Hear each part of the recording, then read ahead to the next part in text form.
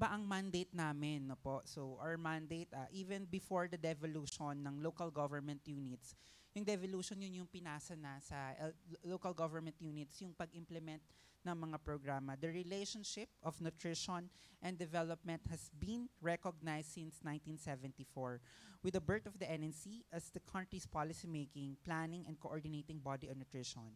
And the NNC derives its mandate from the Presidential Decree 491, Executive Order 234, and Administrative Order 88. So, masaya kami dahil NNC yung na-invite as challenge owner to brief you kasi we are the coordinating body. Nandyan yung agriculture, nandyan yung social welfare, the health, and nakita nyo pinagpasapasahan na yung, yung aming agency no, from 1974 from the Office of the President to DSWD because nakita nila na we think ang problem ng nutrition is a social welfare concern. Then napasa kami to DSWD, DA, Department of Agriculture na ang problem talaga ng nutrition is food. Then recently, noong 2006, napunta na kami sa Department of Health dahil nakita nila na mas health. But then, we define our mandate as, you know, nutrition is a multi-sector, multi-facet. Hindi lang siya finance, hindi lang siya social welfare, hindi lang siya health. It's all of that. No po? So speaking of that, ang aming governing board, ang chair natin ay ang Department of Health, ang vice chair ay ang Department of Agriculture, and another vice chair is the Department of Interior and Local Government. So kung makikita nyo po, kasama natin yung iba-ibang sectors na nabanggit ni Sir Flor kanina na challenge owner of this. So yung mga secretary po ang umuupo sa governing board na yan and they advise the President, the Cabinet, and Congress on the nutrition situation po. And then formulate nutrition policies, plans, and programs and provide leadership in the food and nutrition program. So kanina nung nag-i-introduce po kayo, mas madami nagsabi na more on nasa agri-sector sila and I hope we will enlighten you more on the multi-sectoral issues of hunger and food insecurity. So since 1974 po, the NNC has formulated national plans and programs in nutrition as a companion plan of the Philippine Development Plan. Sino pong nakarinig na sa inyo o nakabasa na ng Ambition 2040? Ayan. Dapat requirement yun sa mga sumasali. No? Babasahin muna yung Ambition 2040. That's the Philippine Development Plan. And it's formulated for a period of 6 years under each new administration. So parati siyang nakalinya dun sa bagong administration. So like President Duterte, he started in 2016, no? So yung more or less nakaplasta yon dun sa administration of the government. So the national nutrition plans lay out the targets, directions, and priority actions to achieve yung nutrition targets natin, which we will see later, that are in turn based on the current and emerging nutrition situation. So it has been called different names from Philippine Nutrition Program to Philippine Plan of Action for Nutrition or PPAN. So parati kong mababanggit yung PPAN. So the main goal of the Philippine Plan of Action for Nutrition or PPAN is to win the war on malnutrition. Kung may war tayo on drugs, dapat ang ini-streamline din natin is we have a war on malnutrition. And I want everyone to realize that. So what are the malnutrition problems being addressed in the PPAN in our plans? No? First, stunting or short for age. No? Stunting. Sinong naniniwala sa inyo na ang Filipino ay natural na maliliit? Mga bansot. Si ma'am nag-no? Sino po? May yes ba? Na pag Filipino yan, tapos kinompare mo siya sa Japanese, malamang mas maliit yung Pilipino kasi lahi na natin yan. Nasa genes na natin yan. Wow, very good. Ibig sabihin siguro effective yung aming mga information campaign. Well, that's true. Hindi po totoo. That's true, tas hindi totoo. Hindi totoo na ang mga Filipino ay dahil ang genetic makeup natin ay mas maliit tayo, ay stunted tayo. That's not true. If there has been a lot of studies na pag tiningnan mo yung Filipino na pinalaki sa isang developed country like the US, Japan, mas matangkad sila sa Filipino counterpart nila. Na po. So, pareha sila ng genetic makeup, pero bakit sila mas matangkad? Because nabigay sa kanila yung tamang nutrition, nabigay sa kanila yung mga programs that could have been given. And alam nyo po, hindi na tayo, parati sigurong iniisip nyo, ay, ang focus ng nutrition that is underweight. Ngayon, we change the focus to stunting. Kasi alam nyo po, ang stunting irreversible siya. Ang underweight, pwede mo pang mahabol yan. Pakainin mo lang yung bata ng tama, ng angkop. But stunting, after 5 years, yung tinatawag nating golden window of opportunity, pag ang bata or ang mga soon, kung may mga babies kayo, kung may mga anak kayo, naging stunted na sila on that age, yan po ay hindi na natin mababawi. Irreversible. Kaya ang focus na ng international at ng ating government is on stunting. So, nung 2015, we have 33.4% or 3 sa bawat 10 bata ay stunted. Bakit ba sila nagiging stunted? Because of lack of nutrition, lack of food, experience of hunger, na pwedeng hindi sila mismo yung gutom, pwedeng yung kanilang mga nanay o yung kanilang mga pamilya ang gutom. So yan, tingnan niyo yung age nila. 41 months yung isa, tapos yung isa 43 months. Na po. Kung nakita nyo, mas matangkad pa yung 41 months old kaysa dun sa 43 months old. So, yung bata ay stunted. Kasama din dyan yung wasting. Oh, yan. Hindi yan yung paglasing ka, ha? Yung wasting po, it's a wasting or thin for height. Ibig sabihin, mapayat ka doon sa dapat mong timbang para sa iyong tangkad or yung height nyo. And in 2015, we have 7% or that's equivalent to 1 million Filipino. And pag malnutrition po, hindi lang yan underweight, hindi lang yan wasting, hindi lang yan stunting. Kasama po sa underweight na nagiging problem na rin ng Philippines ay ang overweight and obesity. So, kung makikita nyo po sa mga national nutrition surveys, paunti ng tumataas tayo, pero tumataas yung ating overweight and obesity at increasing siya, hindi siya decreasing. So, overweight and obesity din could be, there has been a lot of studies na rin na could be cause of hunger. No po? Like for example, si nanay, yung bata, kulang siya sa timbang nung bata siya. According to science, kung masyadong technical yung usapan natin, pag yung bata ay low birth weight, mas madaming cells, no po, sabihin nyo pag sumudugo na ilong nyo, mas madaming cells, obesogenic cells, yung pwede pang mag-occupy sa katawan niya pag tumanda siya. Kaya kung makikita nyo, may mga bata na sobrang payat nila nung bata, pero nung paglaki nila, grabe na ang kanilang OA din, di ba? OA yung magtaba nila. At ano pa yung bang forms ng malnutrition? Vitamin A deficiency, iron deficiency. So vitamin A, parati yan, nakikita, sinasabi, para palinaw na mata. That's true, but then madami pa yan for immunity, for immunity, pag-boost ng ating strength. Iron deficiency anemia. Napaka-importante ang iron po. Pag kulang sa iron ang bata, pag nasa paaralan siya, yun yung mga tinatawag nating mga slow learners, no? So, minsan ang joke sa amin, pag nutritionist ka, siguro kulang to sa iron. Ganyan. Iodine deficiency disorders, yan naman yung kung kulang ka nito, merong pwede kang goiter. And hindi lang yon, madami pa, like pwedeng magkaroon yung isang nanay ng miscarriage o pagkalaglag ng kanyang anak, mahina yung utak ng bata. So more on these are on mental development.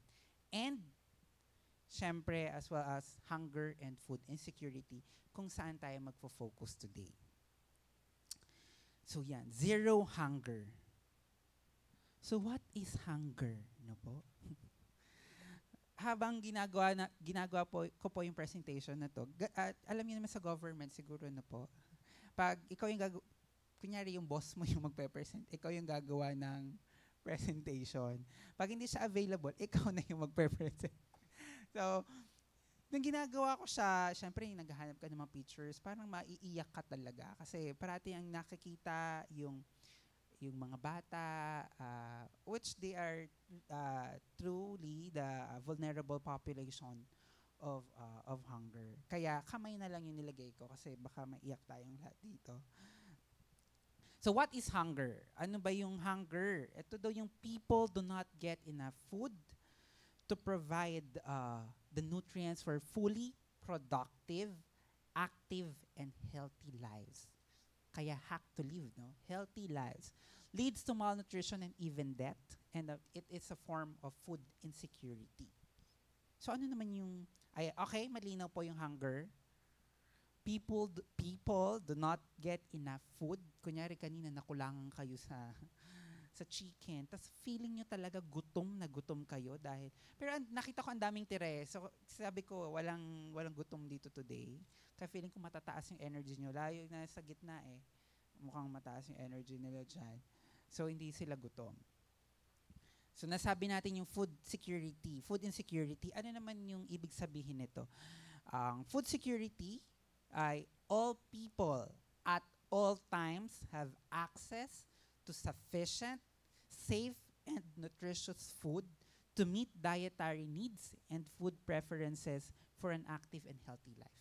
Mawala lang si safe, mawala lang si sufficient, mawala lang si dietary needs, food insecurity na yun. So alam niyo naman, di ba, yung insecure. Ayun, so ilagay niyo lang yung food insecurity. So, pero ang tanong dyan, bakit kailangang paggugulan ng panahon ng DICT na isama itong hunger sa kanilang hackathon? So why focus on hunger? So first, hunger is the worst form of deprivation and a violation of people's right to food. Number 1 nating karapatan sa lahat ng mga karapatan ay ang kumain. Tama? Ano po?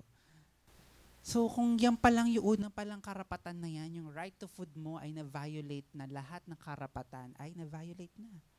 Kung gutom ka, tas kailangan mo ng right to shelter, wala kang energy, hindi ka magiging productive, hindi ka magiging healthy to do all things that you need to do para kumita, para makagawa ng bahay, para makabili ng damit.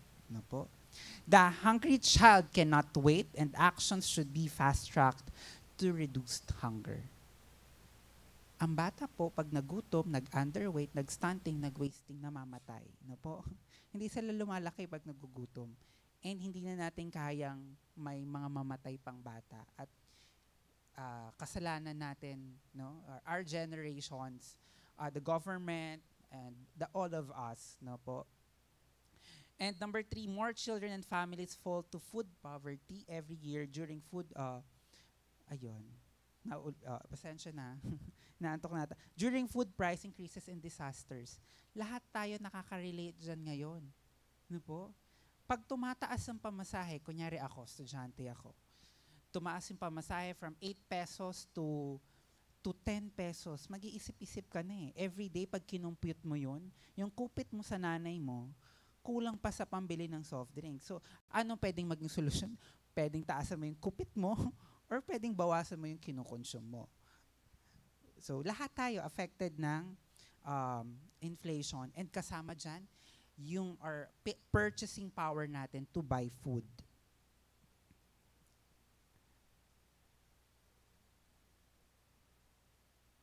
Ayan. So, kasama po ang, syempre, sa Sustainable Development Goals. Ang international goal dyan is ang Sustainable Development Goals. Formerly, after ng 2015, siya ay ang MDG or Millennium Development Goal. So, kasama po sa Sustainable Development Goals ang number 2, no po, SDG 2, which is goals to reduce the worst forms of human deprivation. And agreed po yan. At kasama po ang Pilipinas sa pumirma sa Sustainable Development Goals. Pang-apat po, good nutrition produces a productive human capital who are able to contribute to national development. Number 5, reduce government expenses due to increased hospitalization. no po, alam niyo po tayo yung nagbabayad, lalo na ngayon tayo yung mga nasa productive age. Yung mga kanununuan natin ngayon na mga senior citizen, mga taong may diabetes, mga taong napupunta sa ospital, alam niyo po, pera, contribution natin yun sa PhilHealth, contribution natin yun sa SSS, sa GSIS. So kung ayaw niyo pong pahirapan yung mga magiging anak niyo, yung mga magiging pamangkin nyo sa pagbabayad, kasi malamang kung mas lalong dumadami yung taong nagkakasakit ng diabetes, ng hypertension, mas lalaki ang kailangan nating contribution para magamot silang lahat. So kung ayaw nating pahirapan yung mga future generation, let's be healthy. Na po? Number 6 is addressing hunger contributes to national growth and development. Napaka-vague ng statement, but kung healthy, kung hindi gutom yung mamamayan mo, magiging productive sila. Lalo, kunyari sa empleyado, no? Kunyari sa DICT, isipin mo, hindi nakakain si Sir Floor today. Sasakit yung ulo niya. Imbis na matapos niya lahat ng thank you, sir. Imbis na matapos lahat niya ng invitations para sa inyong lahat, pwedeng sumakit yung ulo niya, pumunta muna siya sa hospital, pagpa-confine siya, hindi matuloy yung hackathon. So, national growth and development. Behind the target na agad sila. No? So, yun yung mga pwedeng maging example kung kayo ay mga nasa trabaho, no po, si ma'am teacher, kung ang mga estudyante niya ay mga gutom, kahit ano pang turo niya, kahit tumambling-tumbling pa si ma'am dyan, mag-roll over, mag-play dead, no? Kahit ano ipasok mo dyan, kung gutom yung estudyante mo, wala papasok sa utak niyan. Opo? So, paano ba nadidetermine yung hunger? So, meron tayong mga parameters kung paano yan nadidetermine. Una, yung food poverty or food threshold. Ito ay mini-measure ng ating Philippine Statistics Authority. Tapos, syempre, yung food insecurity, yung nabanggit ko kanina, may mga measures dyan. Dietary adequacy and missed meals. So, yan. For the food threshold, no po, the official indicator for measuring hunger incidence is the subsistence incidence. Dumudugo na yung mga ilong nyo. So, ganito, i-forward natin para mas maintindihan. Kasi, i-level off natin, no po. So, yan yung food threshold.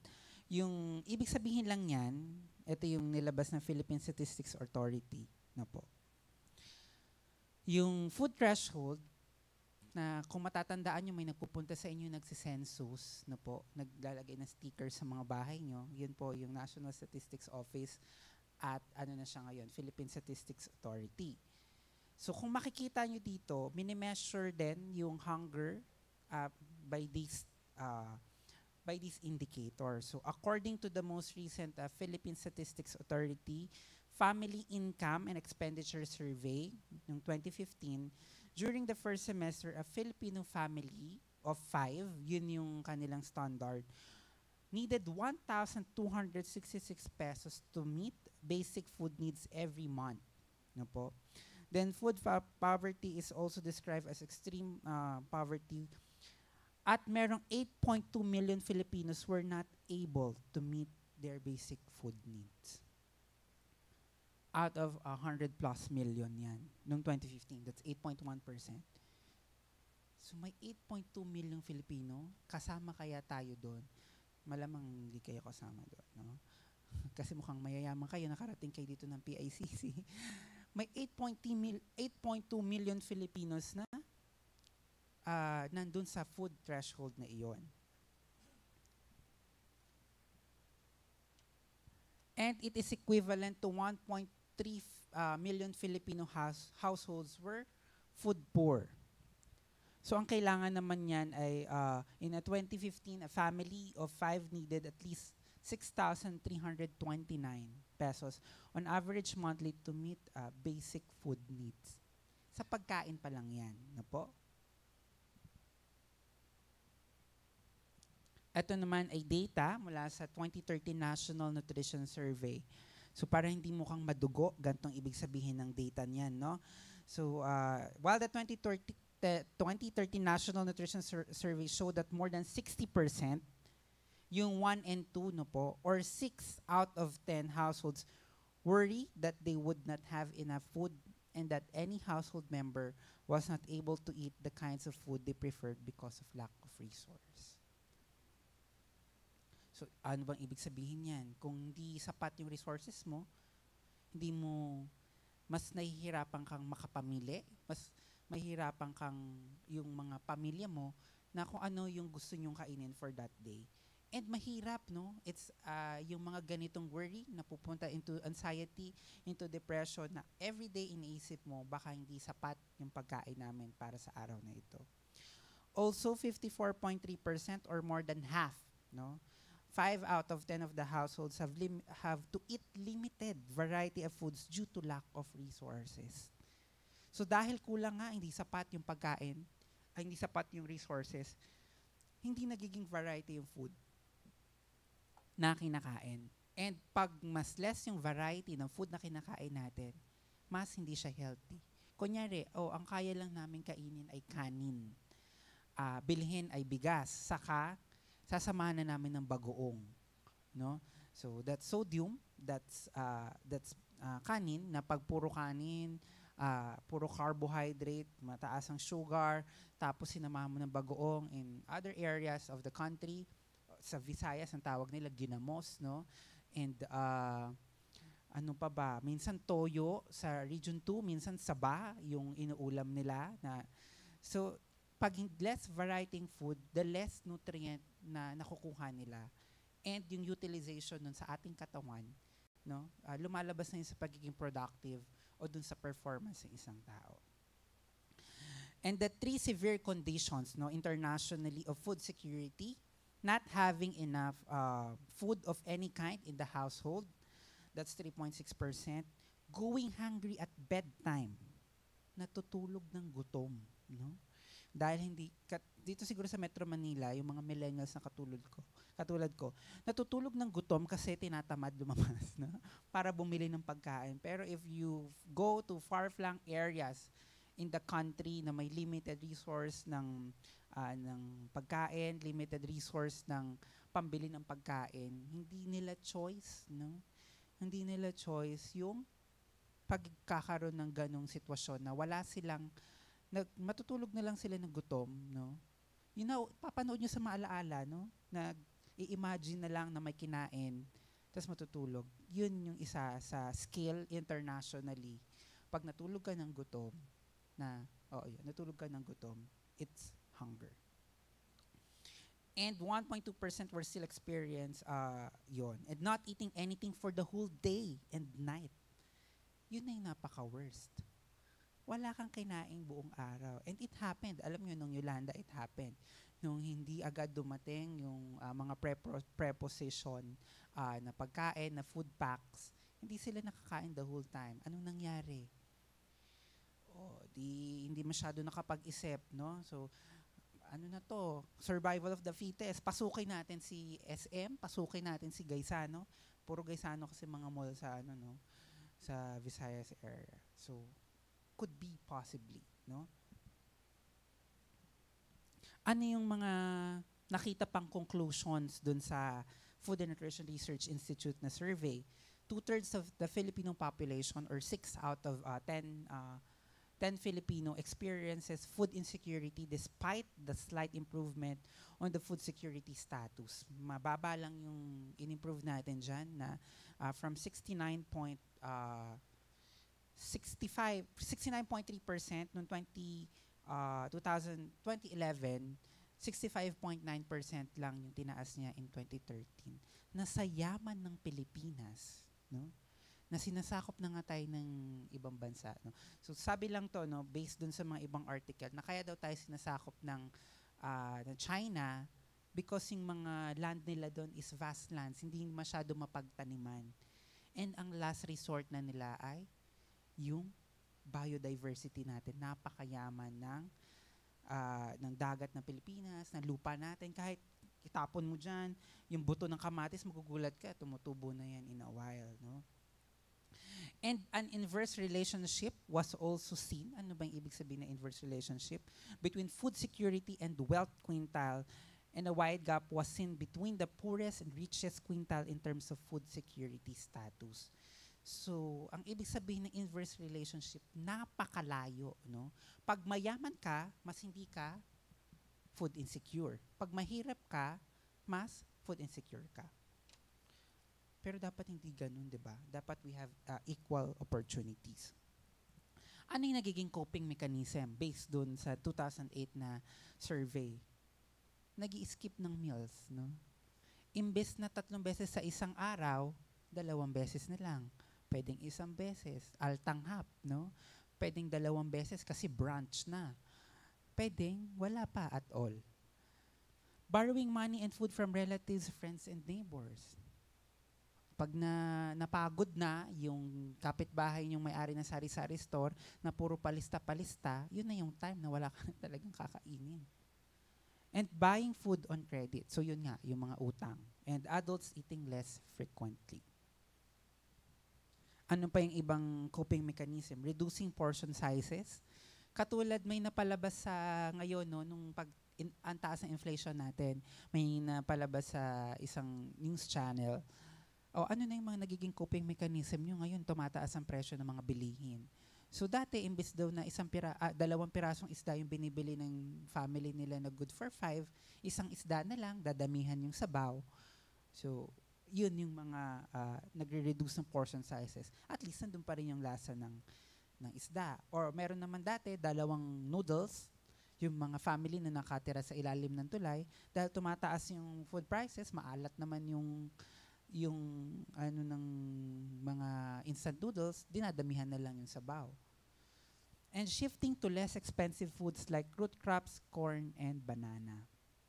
Ano pa yung iba? Skipping school. Anong relasyon nito sa hunger? No?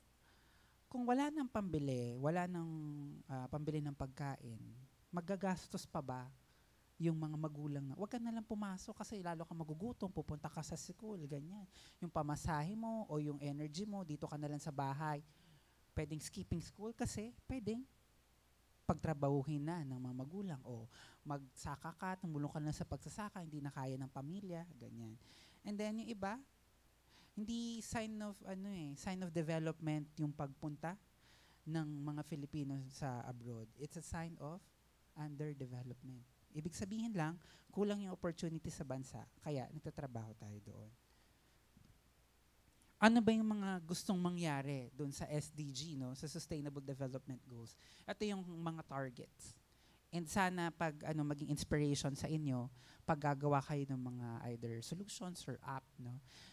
By 2030, end hunger and ensure access by all people, in particular the poor and people in vulnerable situations. Sino tong mga vulnerable situations? Yung mga bata, kasi hindi pa nila kayang magtrabaho para sa sarili nila.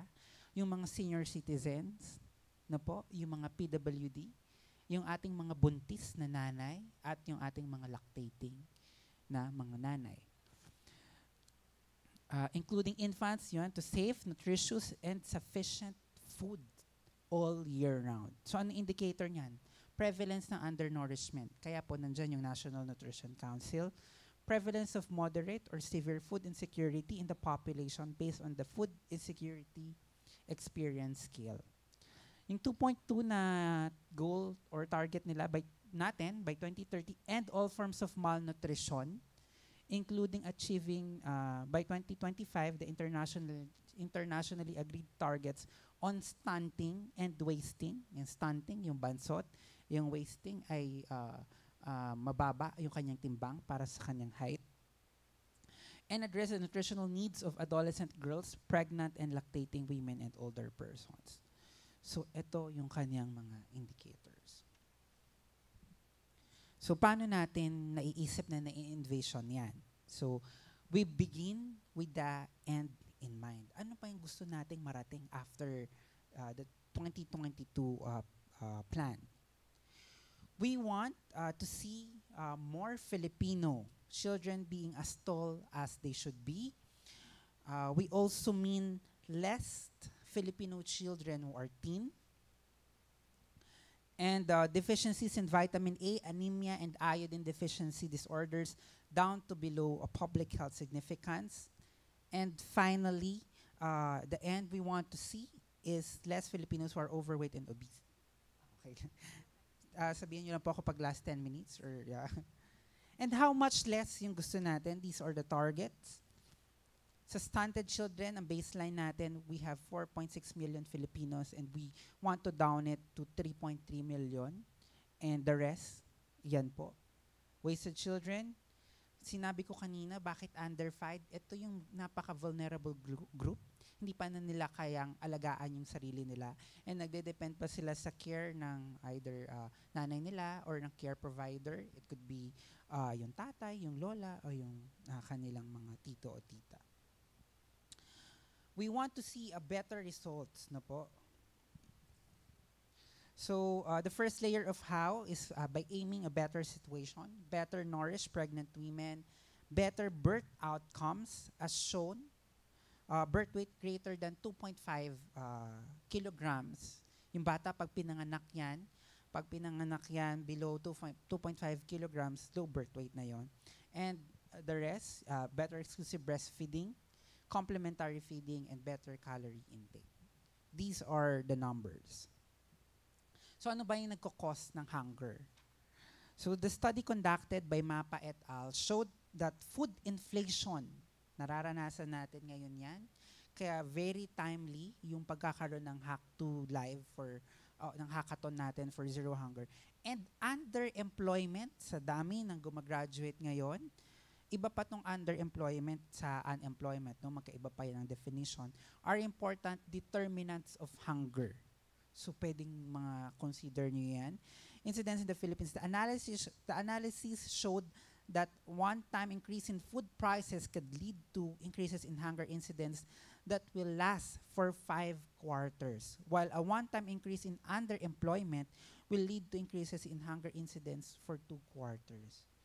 So hindi lang puro agriculture ang hunger. It could be other sectors like labor and employment, nandiyan yung Department of Trade and Industry, and then other factors related to hunger. So data from the Right to Food Assessment of the Food Agriculture Organization of Profiles of Hunger and Analysis of its causes revealed the following, no? Bigger households to experience hunger more than smaller households. So pag mas malaki yung pamilya, mas nakaka-experience ng hunger. Hunger incidence increases sharply starting with 4 to 5 household members. And hunger incidence doubles among households with 3 or 4 children compared with at most 2 children. So pwedeng sa isip natin yan pag tayo magpaplanong magbuo ng pamilya. So factors related to hunger pa rin, a better education, household heads have lower incidence. Bakit? Pag educated, syempre, mas maraming opportunity. Pag mas maganda yung opportunity, pwedeng mas malaki ang sweldo. Pag mas malaki ang sweldo, mas madaming pambili ng pagkain. So, ganun yung mga consequences niya, no? Hunger incidence highest among those in agriculture, construction and mining, contractual workers, minimum wage earners, and self-employed. Nakakalungkot na dito sa Pilipinas, kung sino pa yung nagpo-produce ng pagkain, sila pa yung pinakagutom. Bakit? Dahil dito sa Pilipinas, usong-uso ang traders, usong-uso ang middleman. Mahilig tayo sa madaming proseso, no? Yeah, mahilig din tayo sa imported, pati rice imported. But we can, alam nyo may study na pag lahat lang tayo nag-consume ng brown rice, advocate po ako ng consuming ng colored rice, no? I've been consuming brown and black mixed rice for 5 years. Pag lahat lang tayo nag-consume ng brown rice, alam nyo, hindi na kailangan mag-import ng Pilipinas ng Vietnam rice, no? Bakit, no? Bakit? Alam nyo, kung madami lang tayong session, pwede kung may question and answer tayo about brown rice, about intermittent fasting, mga ganun, no? Mga keto diet. Pero I'll share yung sa brown rice. Kasi po, ang brown rice, yan yung white rice nyo. Minil lang siya, di ba tinatawag na well-milled, no? Pag well-milled na siya, nagiging putik na siya. Natatanggal yung bran. Yung brown part nung rice, yun yung fiber no na nagko-contain ng vitamin B complex. Yung vitamin B complex, yun yung ginagamit nyo para mailabas na katawan nyo yung energy na kinakain nyo. So, yun yung tinanggal nila sa white rice. Tinanggalan nila kayo ng karapatang pumayat. Hindi. Tinanggalan kaya kayo ng karapatang ilabas yung energy ng kinakain yung carbs, no? Bakit? Sabi, ang mahal-mahal, sir. Ang mahal-mahal dan ng brown rice. Ayaw namin. Mahal kasi law of supply and demand. No? Madami na ngayon, natutuwa ako sa ibang mga supermarket, sa mga malls, bumababa na yung presyo ng brown rice. Dati, noong mga 2013, 2014, nasa 80 pesos per kilogram, ganun yung price ng 70 pesos. Ngayon, meron na, makikita ka, maglakad-lakad ka lang sa 55 pesos, 50 pesos, no? May mga ganyan ng price ng brown rice. Alam niyo, hindi siya talaga ganun kamahal. Kasi pag sinaing nyo, yung brown rice, connected pa rin to sa hunger, no? Pag sinain niyo yung brown rice, mas mas nagbabald siya kesa sa white rice, no? So, ang equivalent ng one butil ng ano ba English ng butil? Nakakalasal yung one butil. One grain of brown rice ay 2 grains ng white rice. So, tapos mas matitipid pa kayo. Bakit? Kasi pag mas mabigat siya sa tiyan, so mas less yung gutom nyo. So, yun lang. Ini-encourage ko kayo na baka bawas din kayo, no? Okay, so consequences, high infant deaths. Pag gutom yung nanay, nagpanganak yan ng low birth weight infant, may infection sa hospital. Alam niyo naman na hindi ganun kalinis ang hospital. Na-infect yung bata, patay agad. No? Poor health status, gutom ka. Hindi tama yung dalawa lang yung nakakain mong kain ng pagkain. Saba, saka kanin. Hindi ka nakakain ng mga protein, hindi ka kain ng mga prutas at gulay, wala kang panlaban sa sakit. So, poor health status, tinanggal ko lang yung debt kasi kala ko madami yung tao, baka matakot. So, kasama na dyan yung debt. Impaired physical and mental development. Ayan, paulit-ulit natin sinasabi, pag gutom ang tao, kahit anong tumbling ng teacher, kahit anong tumbling ng boss mo, pangit pa rin ang output mo.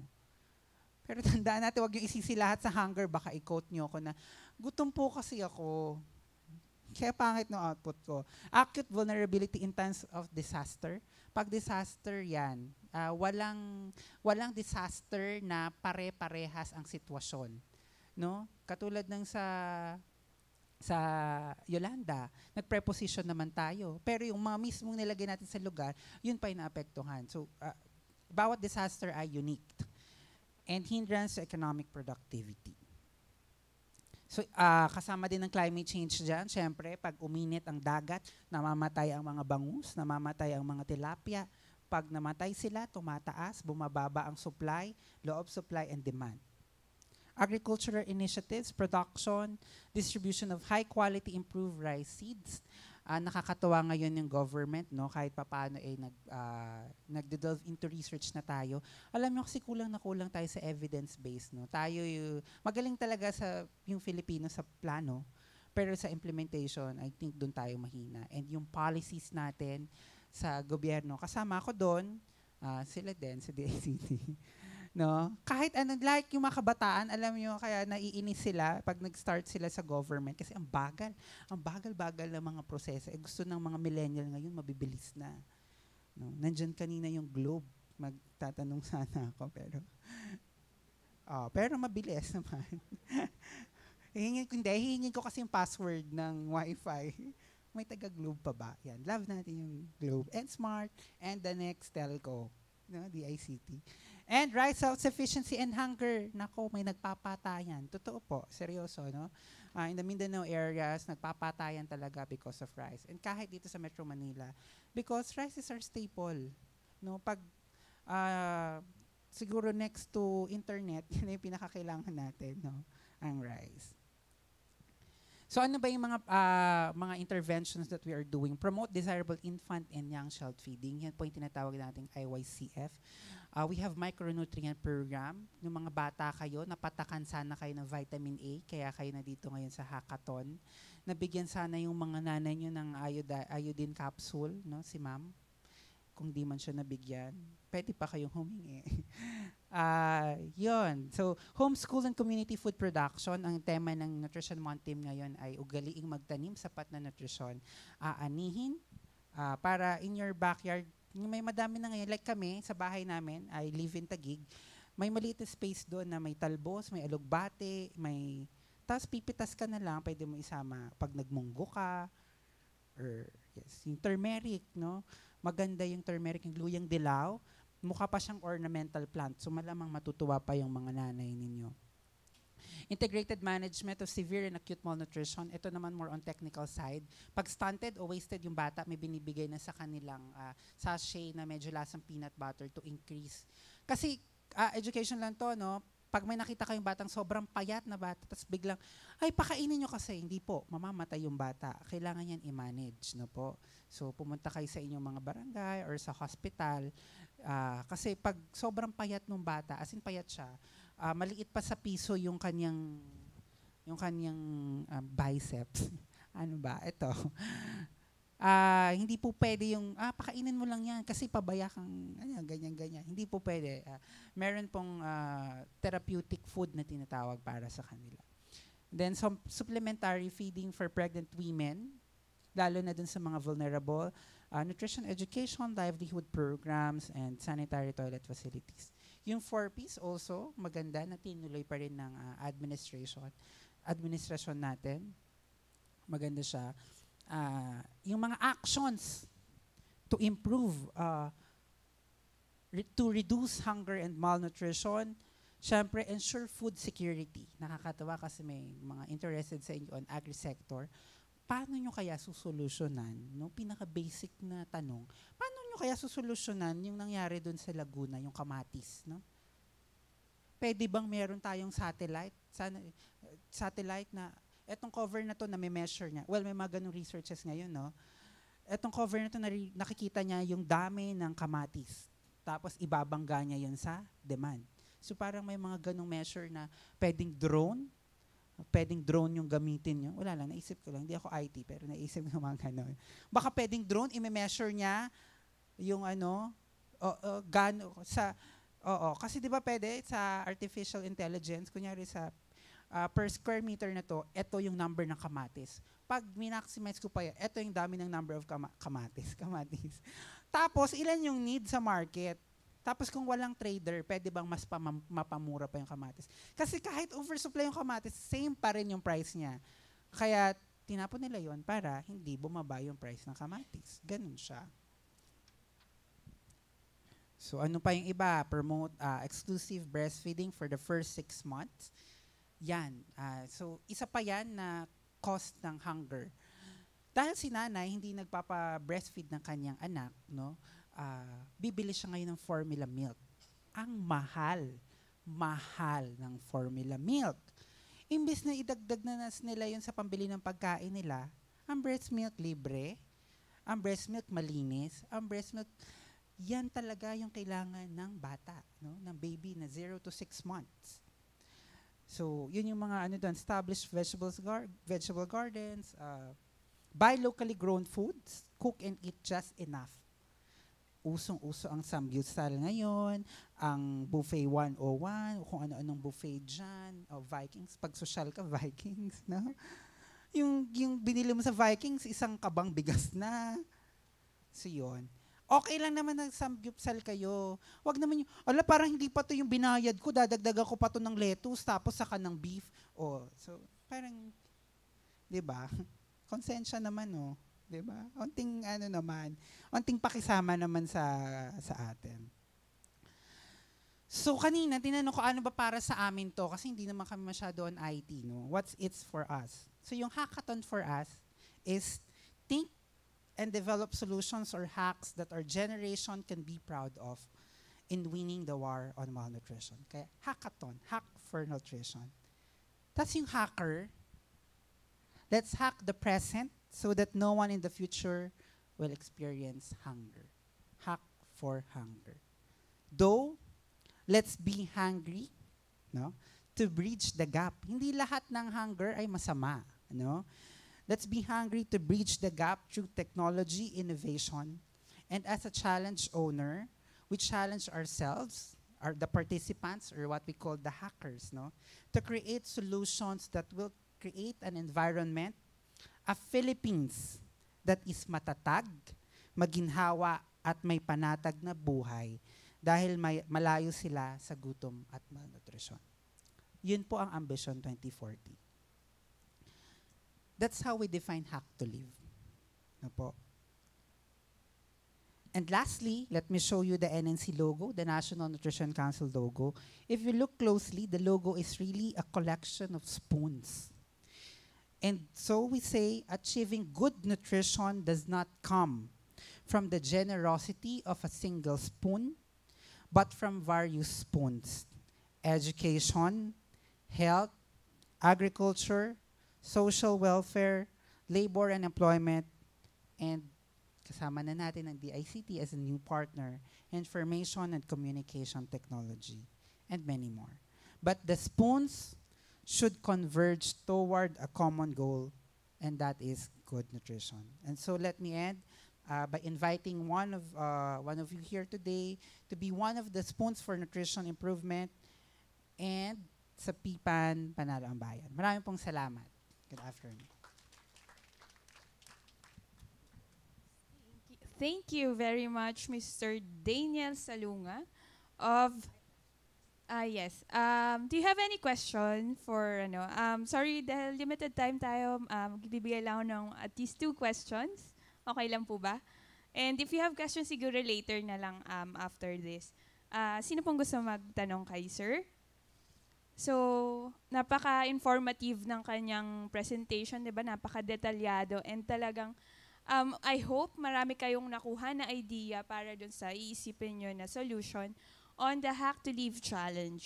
So, sabi nga ni Steve Jobs, stay hungry, stay foolish. Ganun niya na, yun yung, kumbaga parang sikat na quotable quote na galing sa kanya because of his passion on his work and job. And also, in relation to Sir Daniel's presentation, we also know that food is our basic needs according to Maslow's hierarchy of needs, diba? Okay? So, wala pong magtatanong? So, I guess napakaganda po ng inyong presentation, sir. Naintindihan nila ng mabuti. Okay, so, now I would like to yeah.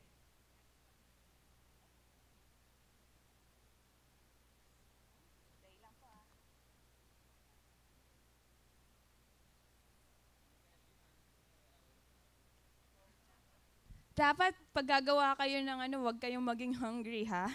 Para maganda yung inyong solutions. Okay, so tingnan natin kung gaano kaganda yung mga solutions nila. Okay, so at this moment, I would like to call on Mr. Daniel G. Salunga to receive our certificate of appreciation. I would like to call on Ms. Juliana Sudario and Ms. Didit of CIOF to present the sir, dito kayo sa harap po. The certificate of appreciation. I'll just read it. This certificate of appreciation is granted to Daniel G. Salunga, RND, Nutrition Officer 2 of National Nutrition Council, for sharing expertise during the Innovation Conference for HACK4PH, given this 10th day of November 2018 at the Philippine International Convention Center, Pasay City, Philippines, signed by Juliana E. Sudario, OIC Project Manager of the National Government Portal.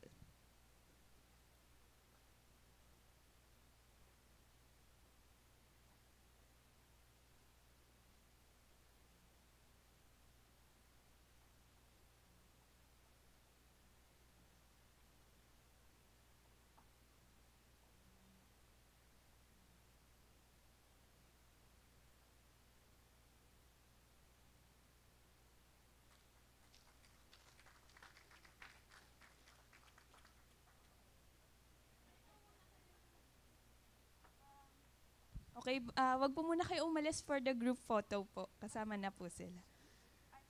Pwede dyan. Sige, doon na lang daw po.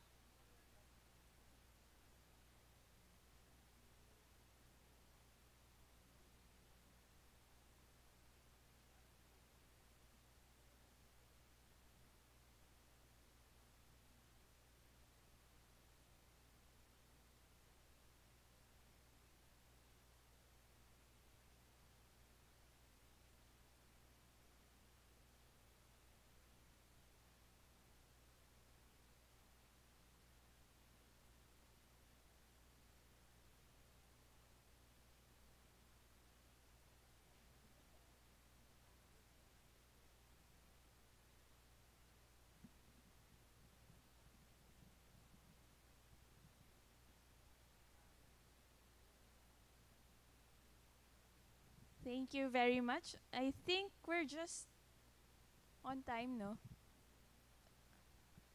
Yes. Yes, apo. Yung presentation po ni Sir, will be sending you. And pati yung sa mga hindi po naka-attend for today, please tell your co-participants, yung mga teammates nyo, to watch the entire event sa ating FB live or yung sa recorded po, nasa YouTube na po. Visit lang kayo dun sa National Government Portal na page. Andun po yung link ng YouTube channel. Okay, so are you sure you don't have any questions? Okay. I think we'll take 15 minutes for a break. Nandun po yung mga food. Isi-serve po ba yung food? Isi-serve na lang daw po yung food. And then we'll resume at 4 p.m. to another presentation. Ano naman po. Kasama na po natin yung ibang group. So, thank you again for attending this HACK4PH by DICT. Alright. Thank you.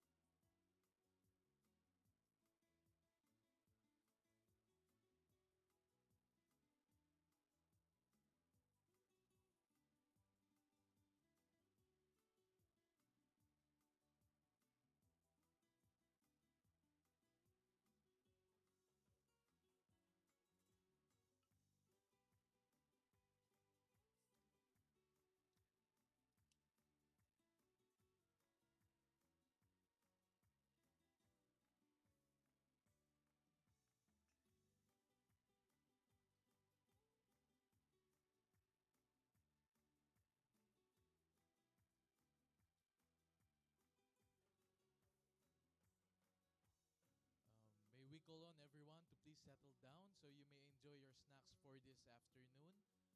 May we request those who are not yet registered to please register at the back so that your email addresses will be on our registration detail on our database, so you'd be updated with the latest news and updates about the national government portal.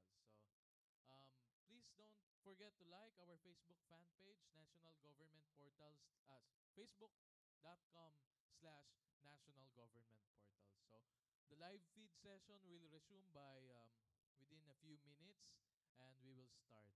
So thank you.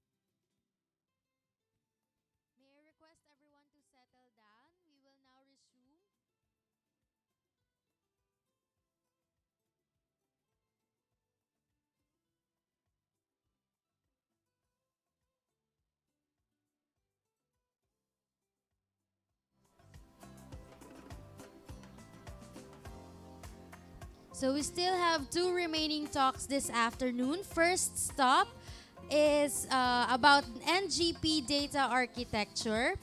Our speaker is the National Government Portal Project Data Architect. Let's give a round of applause for Mr. JP Acuña.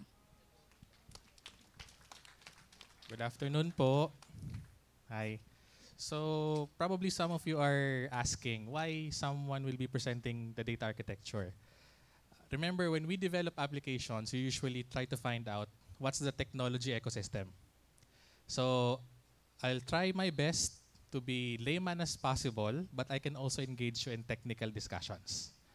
Right? So this is basically how you would wish to develop your concepts and execute a prototype that uses the technology stack that I'm going to discuss. Okay? So I think there are some questions na nabitin kanina, so we'll try to at least address them in this session, no? If given the time and opportunity. Right, so once again, good afternoon. Ako po si JP. I'm a data architect at the DICT via the National Government Portal.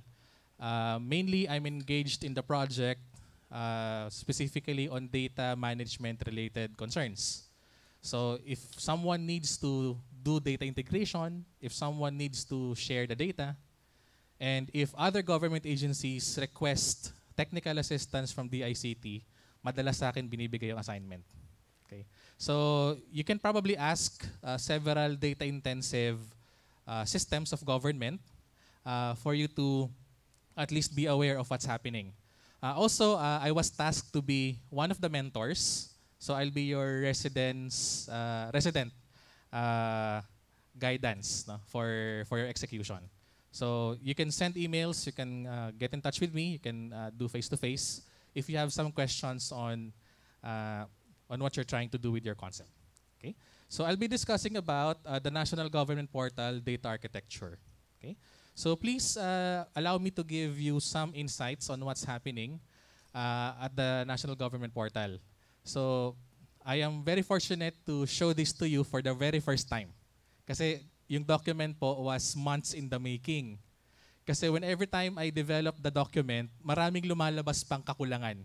That's why ang daming iterations, ang daming revisions before I really can tell myself that the data architecture is indeed solid.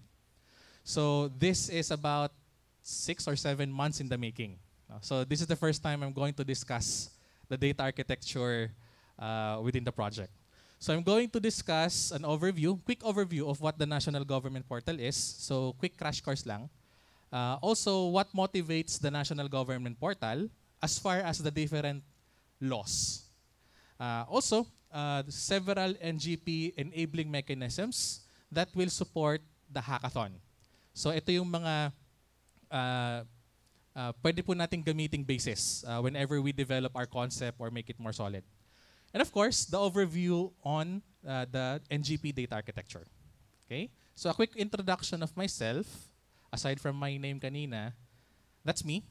I was a graduate of BS Computer Science that specialized in software technology. However, I fully transitioned from software development to a data management practitioner. No?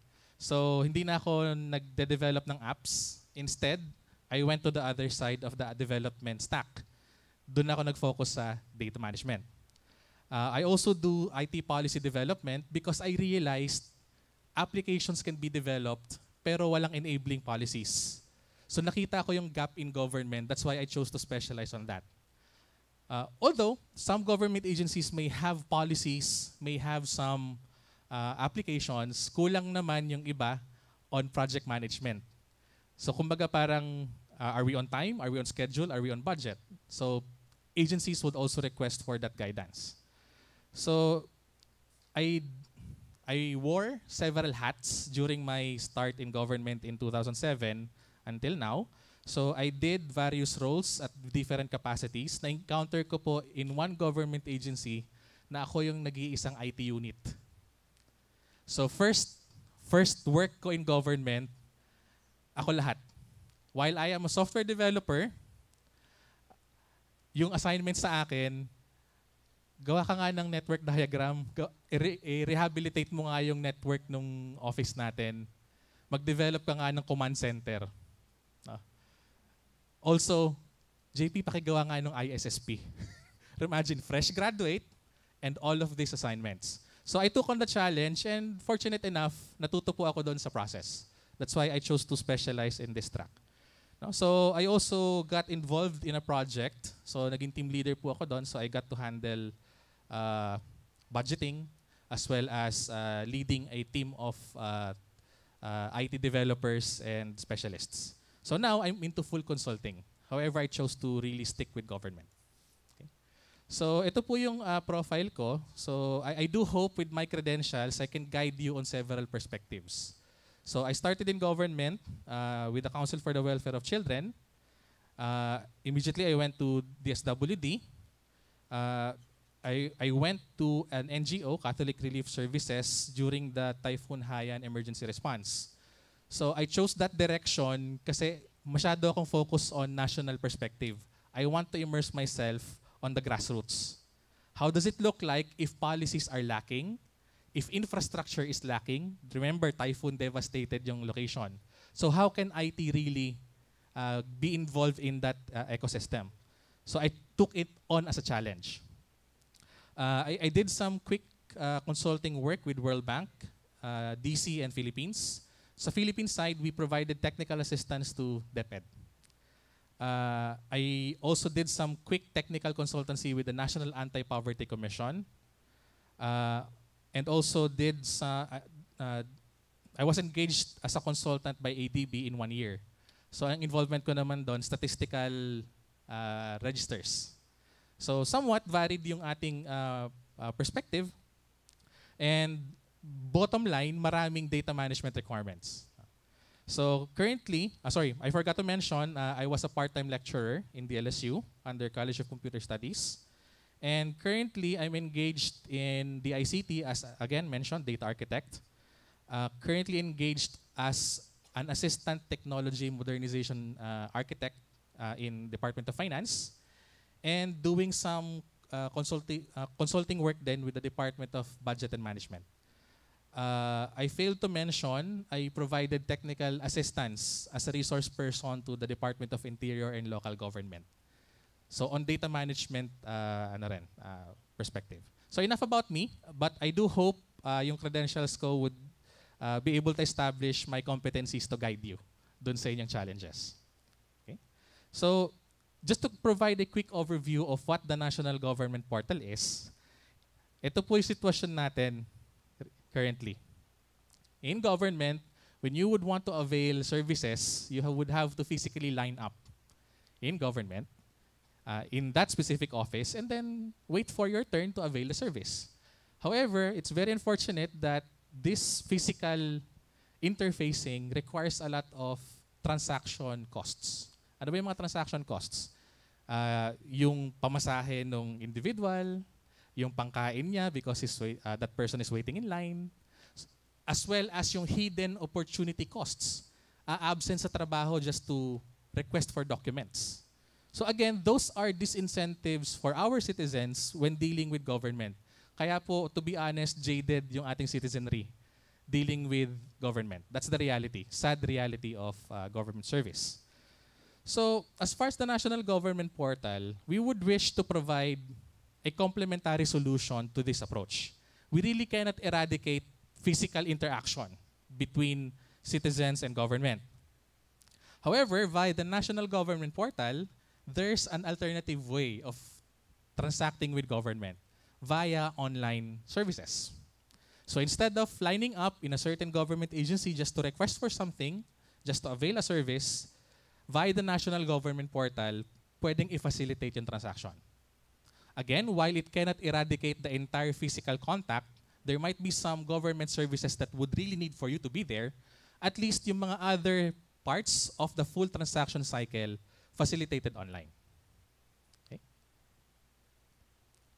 Also, ito rin yung reality natin when we browse government websites. Whenever you would want to find information, you have to go through a combination of expertise on searching, for trying to figure out where to look for the information or data that you need. So for example, you go to a certain agency to get their agency data set. And then if you ask that agency, you try to find out from their website another data set, you have to go through a different website. Baka nandun yung data na hinahanap mo or service. So basically, our government websites, in simplistic terms, fragmented. While we in government have full presence as far as websites, our websites don't talk to each other yet. That's the reality. So from the perspective of the national government portal, we intend to do it like this. Instead of going to different websites of government via the national government portal, nandun na lahat ng kailangan mo. Information, services, publications, request for FOI can be done via the NGP. So that's what you see on the front. Ito yung nare-realize natin, nakikita natin when you avail of government services. However, we in government also encounter difficulties ourselves. Why? Whenever government agencies talk to each other, we have to establish linkages. So yung linkages na yan would involve resources, network, bandwidth, policy, guidelines. Every link that we do is basically a redundancy of the other links that we did before. Every time we request for data from one government agency to another, panibagong request yan, panibagong approval process. So it takes time, it takes significant resources, it also takes a lot of technical dependencies. So as far as the national government portal, we recognize this concern. That's why we would wish to somewhat streamline the flow of data and information via capacitating government agencies here. I hope you can see at the back. Government agencies as sectors and collaborative groups. Until such time na mag-mature yung collaborative group, and then we can now tap on the sector or collaborative group and operate the whole of government approach. Okay? So when you look at it, malabo. When you look at it, yung web of circles, ellipses, by each agency, yung mga linkages natin is somewhat minimized.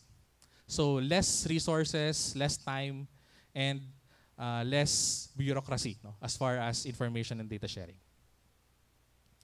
So here are some legal basis of why the NGP is a strategic move for government. So we have the Electronic Commerce Act, RA 8792. This is 2000 pa. By then, approved by then President Estrada.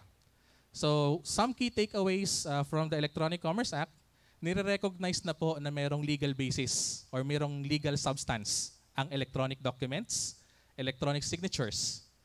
That's why me as a data architect, I kept on wondering, why do we still have to maintain paper? If we have an enabling law, as far as government, na pwede ng digital document, digital signatures. So most of the time, nagiging issue siya kasi nire-require ng Commission on Audit to have physical papers signed. So based from what I see, medyo nandoon yung ating bottleneck. Government cannot really do away with paper because of some regulations.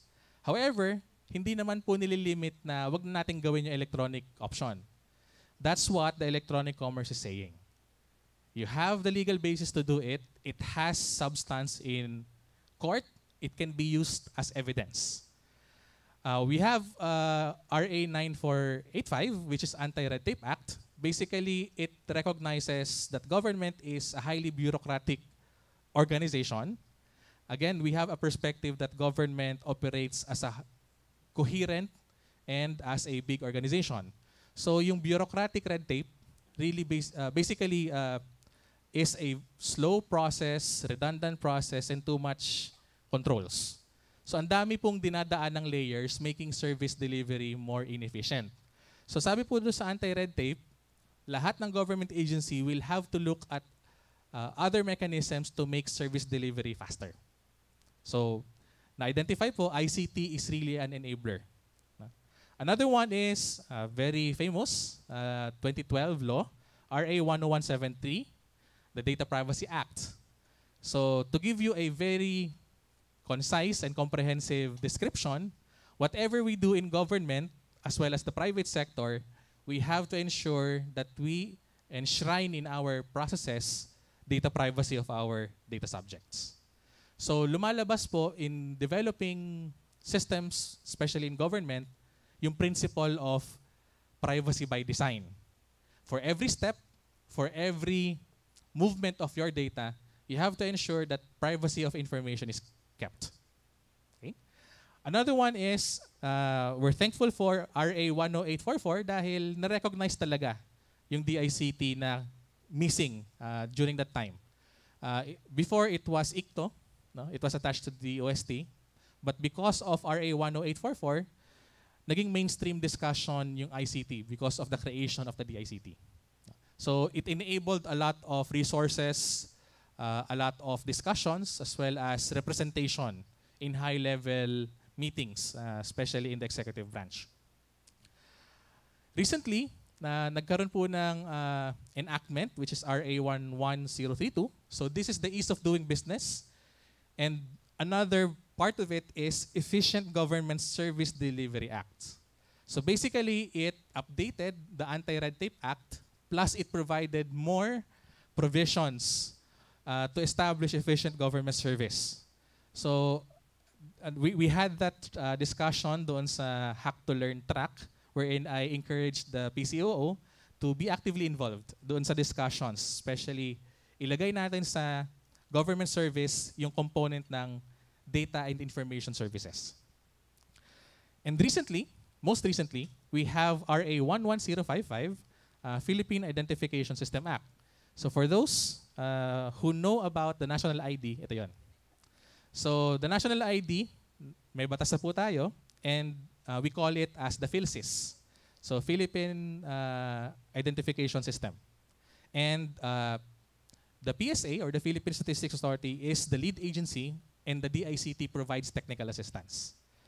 So I'm also heavily engaged in the discussions. Unfortunately, I cannot disclose any technical components yet, but I can provide you some policy and directions on where you're going to align in your applications or in your prototypes, yung perspective ng national ID. Right? So here are some enabling mechanisms, a case for hackathon. So as far as the national government portal, we subscribe to the Philippine Development Plan. Okay? So we recognize Chapter 5, ensuring people-centered, clean, and efficient governance. So part of the requirement is to provide seamless service delivery, achieved through different measurements. So basically, adoption of whole-of-government approach in the delivery of key services. So when we talk about key services, ito po yung services that citizens, businesses, and other entities request from the government. So pwedeng actual request, pwedeng information request, or any transaction. Also implement regulatory reforms, so moving from antiquated paper-based to digital economy, and also improve productivity of the public sector. So by the introduction of ICT into the discussions and implementation, we have this hope to improve productivity in the entire bureaucracy. Furthermore, we have government as a platform wherein hindi lang po kami nagre-regulate. Basically, we enable innovation, enable the capacity, as well as partner with the private sector, wherein the tools, the resources available at the ICT, maximize natin. And then promote open standards, promote interoperability, and transparency in bureaucracy. Okay? So again, standards-based approach to development, and no repetitive development of similar applications. Unfortunately, nangyayari po sa government yan. May HR system si Agency 1, may HR system si Agency 2. So kanya-kanyang develop. No? However, when you look at it, pare-pares lang naman din yung ginagawa. So we would like to, as far as government, we would like to leverage on economies of scale. Whenever many government agencies subscribe simultaneously to a certain service, so we can decrease yung per unit cost for government. Okay? Also, data must be protected at government facilities, and also promotion, democratizing the market of microservices. So there's an approach via DICT na there might be cases na we're not looking at full applications. Baka makadevelop lang kayo ng microservice, that's more than enough. And from the microservice, we can build on top other use cases out of it. Also, executives and technical staff undergone a common learning process. That's why we conduct a lot of workshops, trainings for government offices, government agencies for free. So that's basically a come-on for them to be engaged and also align yung kanilang direction with what the ICT is trying to do. Okay. Also, enabling ICT as a tool to improve efficiency and effectiveness of an organization in its mandate to deliver services, rather than being a bottleneck doon sa kanilang processes. So IT enables the process rather than the process is heavily dependent on ICT. Madalas po kasi nangyayari din in government yan. We also have several collaboration strategies. So we have the whole of government approach, wherein we look at whole of government applications and services. So we look at common applications. We prioritize highly demanded citizen-centric frontline services. We also enable sectoral discussions via workshops, via training programs. We also would like to enhance the agency capacity to maintain and to operate their applications and services in aid of service delivery. We also have a series of common platform tools. As far as I know, with our hackathon, these tools will be available for you to use. So we have Jason later to discuss more about the tools. So we have an enterprise CMS, we have forms builder, we have middleware, we have a BPMN tool, wherein you can automate the process and make everyone accountable to the process. We have business analytics and visualization. So I happen to also specialize on that. So if you have analytics questions, if you have big data questions, I might be able to guide you. We have the duplication and matching, as well as onboarding and registry. Di-discuss mo mamaya. Okay. As well as SQL and NoSQL support for databases. So as far as government agencies, outside of this hackathon, we are offering this for free for government agencies. Okay? So whatever tools, whatever applications, you can actually leverage on what's available in the ICT, and you can develop your tools and market it to our government agencies requesting for it. We also have another strategy. We call it the e-government framework. So in summary, the e-government framework looks at code reusability. So for example, whenever someone develops a function, a method, or a class, so basically, DICT will host yung code repository, similar to GitHub, no? Wherein these code snippets will be hosted, and then instead of you developing individually na kanya-kanya, tatawagin nyo na lang yung library. So that will make it easier for developers for faster turnaround dun sa kanilang software development cycle. We promote open source software development frameworks, so non-proprietary open standards, wherein the published source codes will be there for public use. So other developers or other software houses can reproduce, distribute, and modify the code as they see fit dun sa kanilang integration requirements. Also, this enables the DICT to promote the reuse of software modules and eliminate technical dependencies, especially on proprietary frameworks. I heard meron framework na magiging proprietary soon. No? Later na lang siguro yan. No? So we would want to remove that risk of something from open source na biglang magiging proprietary framework na. No? I think that happened in the Android OS issue. No? Na nagbayad si Google kay research nyo na lang sa Google. Okay? Dahil ginamit ni Google yung framework ng isang open source before, tapos biglang naging proprietary. Okay? We also have the Government Solution Center. Nabanggit po ito ni Ms. Tony kanina in the opening remarks, wherein it will be a marketplace of applications and microservices. So we highly encourage the participants from this hackathon to be our first salvo of available resources sa marketplace. So basically, what you develop, you enhance it, you make it a minimum viable product for government service to use.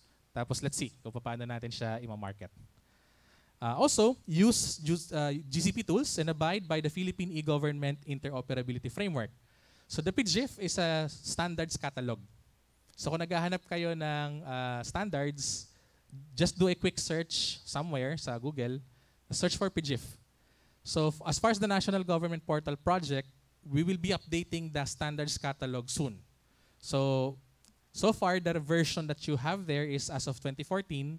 So magre-revise and mag-enhance po kami.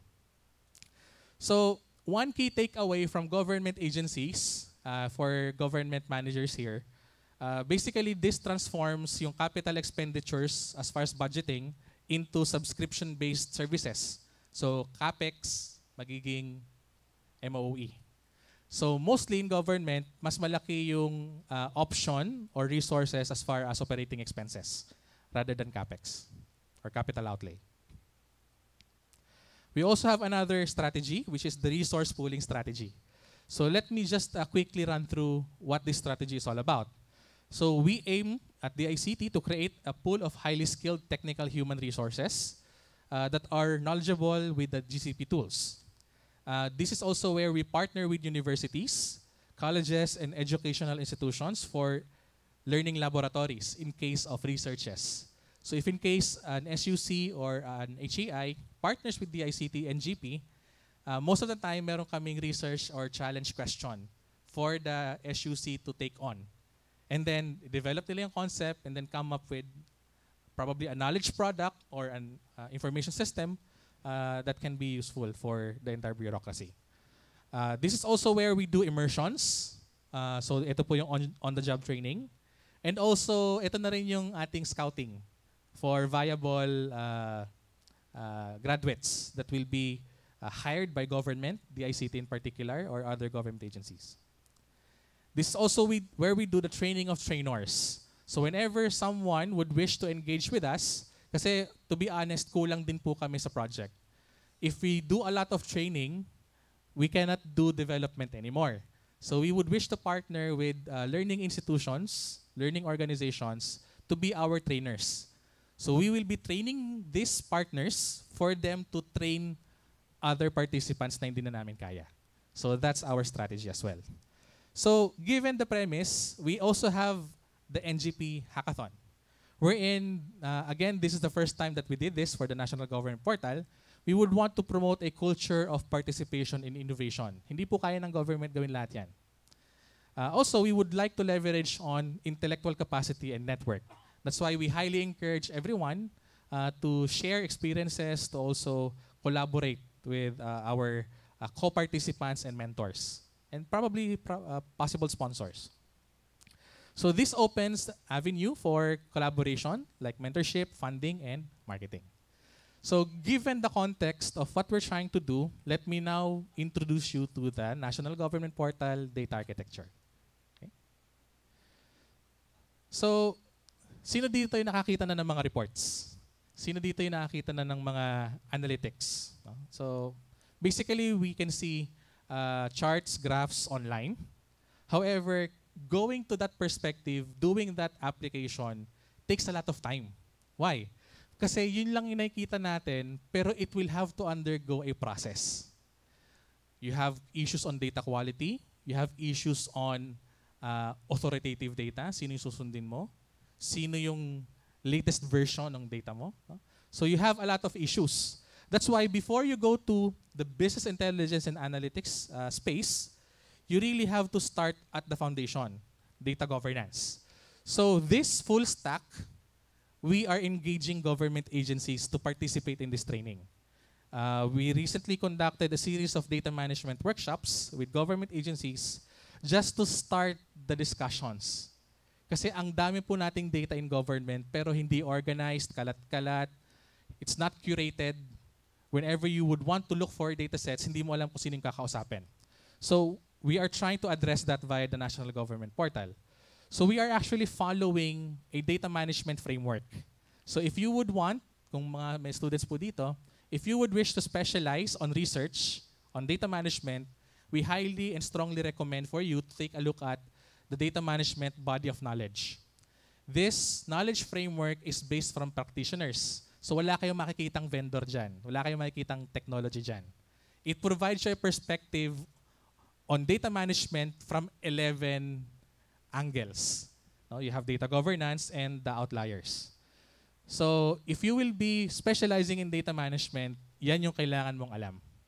No? So hindi lang siya simpleng database, hindi lang siya simpleng Excel file. You have to govern that Excel file. You have to ensure accountability on that Excel file. So marami po yan. To be honest, kulang yung 5 days namin to train the government agencies on this. It's only introductory. Wala pa yung technical sessions. Puro conceptual introduction lang yan. So as far as the government portal's data architecture, ito po yung motivations natin. This will be a functional reference architecture for the whole of government and performing a large enterprise role. So while the data architecture is specifically addressed and aligned to the National Government Portal, all other information systems of government that wish to link with the National Government Portal will be abiding or will be following the design architecture that we have in the project. Also, if there will be new systems or new applications, pwede rin po siyang gamitin, i-reuse yung architecture design. So for you to develop your own applications, take a look at this. Baka pwede nyo siyang gamitin as reference architecture. So this will enable universal understanding of the data needs while implementing defined policies, strategic development of flexible and modular designs by insulating technology. Also, establishment of a reference model to bridge the communication gap between components, developers, and organizations. Madalas, pag wala kasi yung diagram na yan, ang daming perspectives, no? So really have to organize it in such a way that everybody understands it.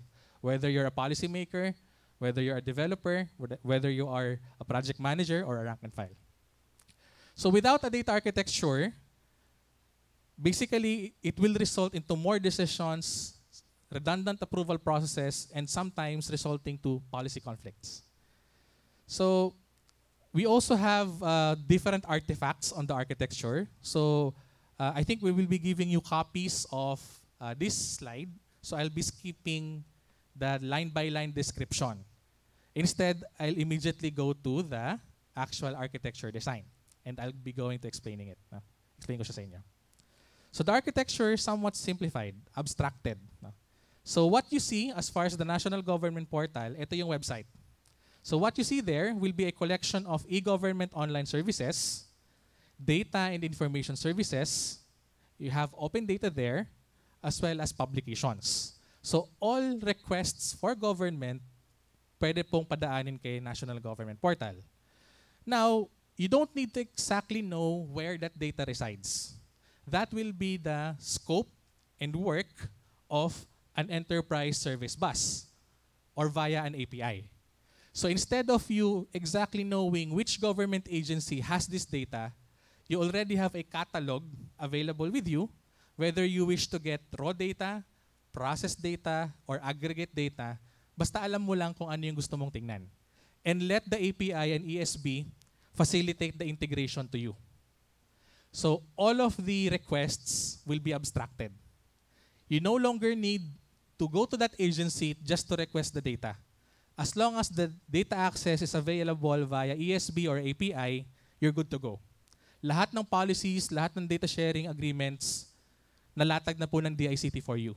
Instead, you as developers will just need to consume yung data. So behind the scenes, ito yung mangyayari dyan. So you only have an interface with the GCP service bus or API. Pero behind the scenes, it will route you to the right agency system. Whether you request for transport data, tapos you don't know exactly the name of that agency, that API or ESB will route it to the right repository. So, ang dami po niyan. Ang daming information systems. Even in my experience sa DSWD, ang dami naming databases. No? So, even kami, internally, hindi namin alam kung sino yung dapat kausapin. So, kahit na nasa loob kami ng isang agency, we can still reuse the same model to get the actual data without really going at the technical discussion. Also, if you need to do data harmonization and integration, meron pong available components in GCP sa National Government Portal wherein we can facilitate ETL. Okay, so we have here data integration of structured data as well as unstructured data. So we have RDBMS, e-documents, audio, video, images. Ready po ang DICT to be your data warehouse. Another one is we are also ready to receive streaming data. So we have data coming from sensors and IoT, also audit logs, system file streams, as well as other log files. So another use case of this, remember or for those who are familiar, the national ID requires record history. So what does it mean? We are actually looking at blockchain on record histories.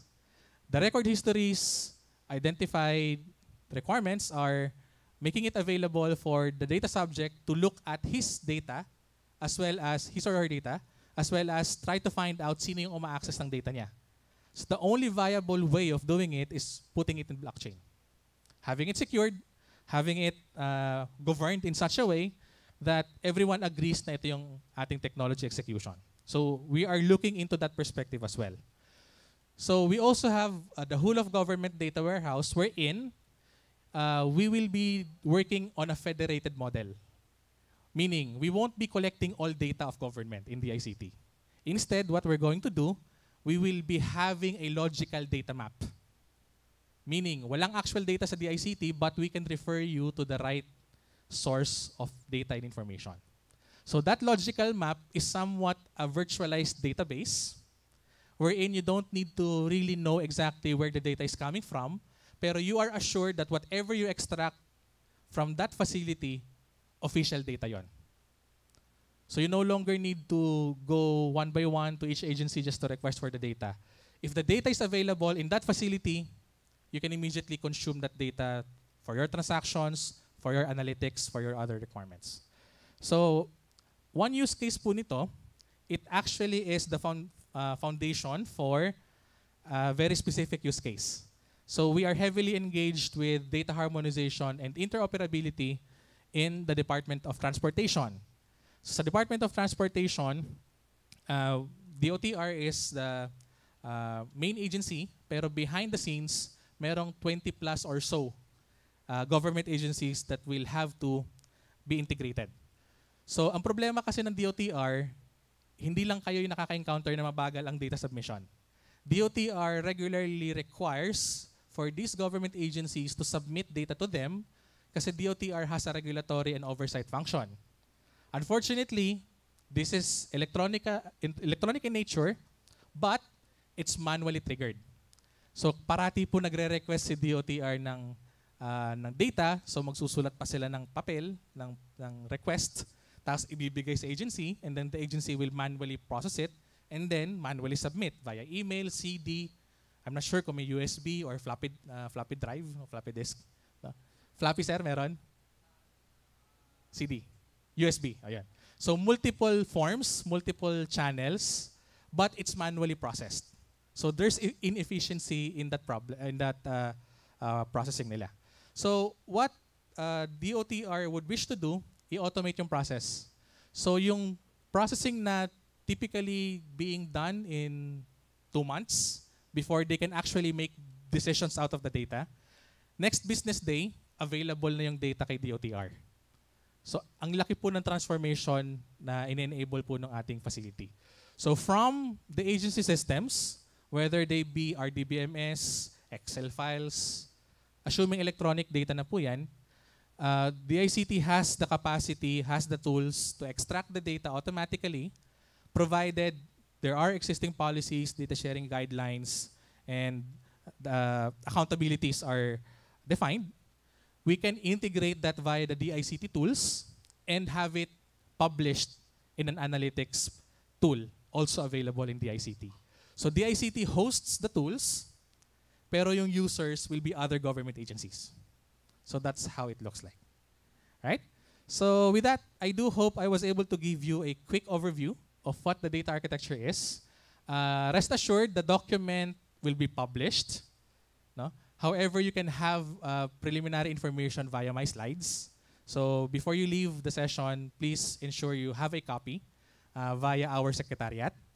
But the full document will be published in our website. Okay? So may vetting process pang gagawin. Right? So with that, I do hope I was able to give you an overview. Ano po yung intention, ano yung direction natin. And you can build on top of this. So thank you very much. I'm looking forward to receive your questions. Mamaya. Later na lang, may isa pang presenter. Thank you. Thank you so much, Sir JP Acuña, NGP Data Architect. So for our last topic, moving on, he will be discussing government common platform tools. He is the capacity building team lead of the National Government Portal Project. Let's give a round of applause for Mr. Jason Martinez.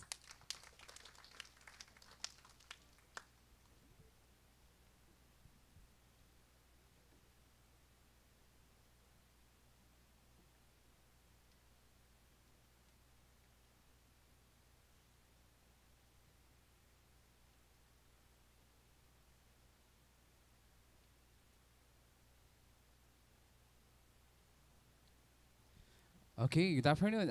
Thank you, Ali. I will not make it too long kasi mukhang masyadong ano na. Okay, my topic is about the government common platform. So, JP discussed about the architecture of the National Government Portal. So, pero ano yung help na kakailangan ni National Government Portal to achieve yung magkakaroon ng microservices attached to the National Government Portal. So nabanggit naman niya that National Government Portal is the one-stop shop website for the whole of government agencies or the whole of government. So basically, the informations coming from the different agencies will be posted dun sa ating National Government Portal, which is currently the gov.ph.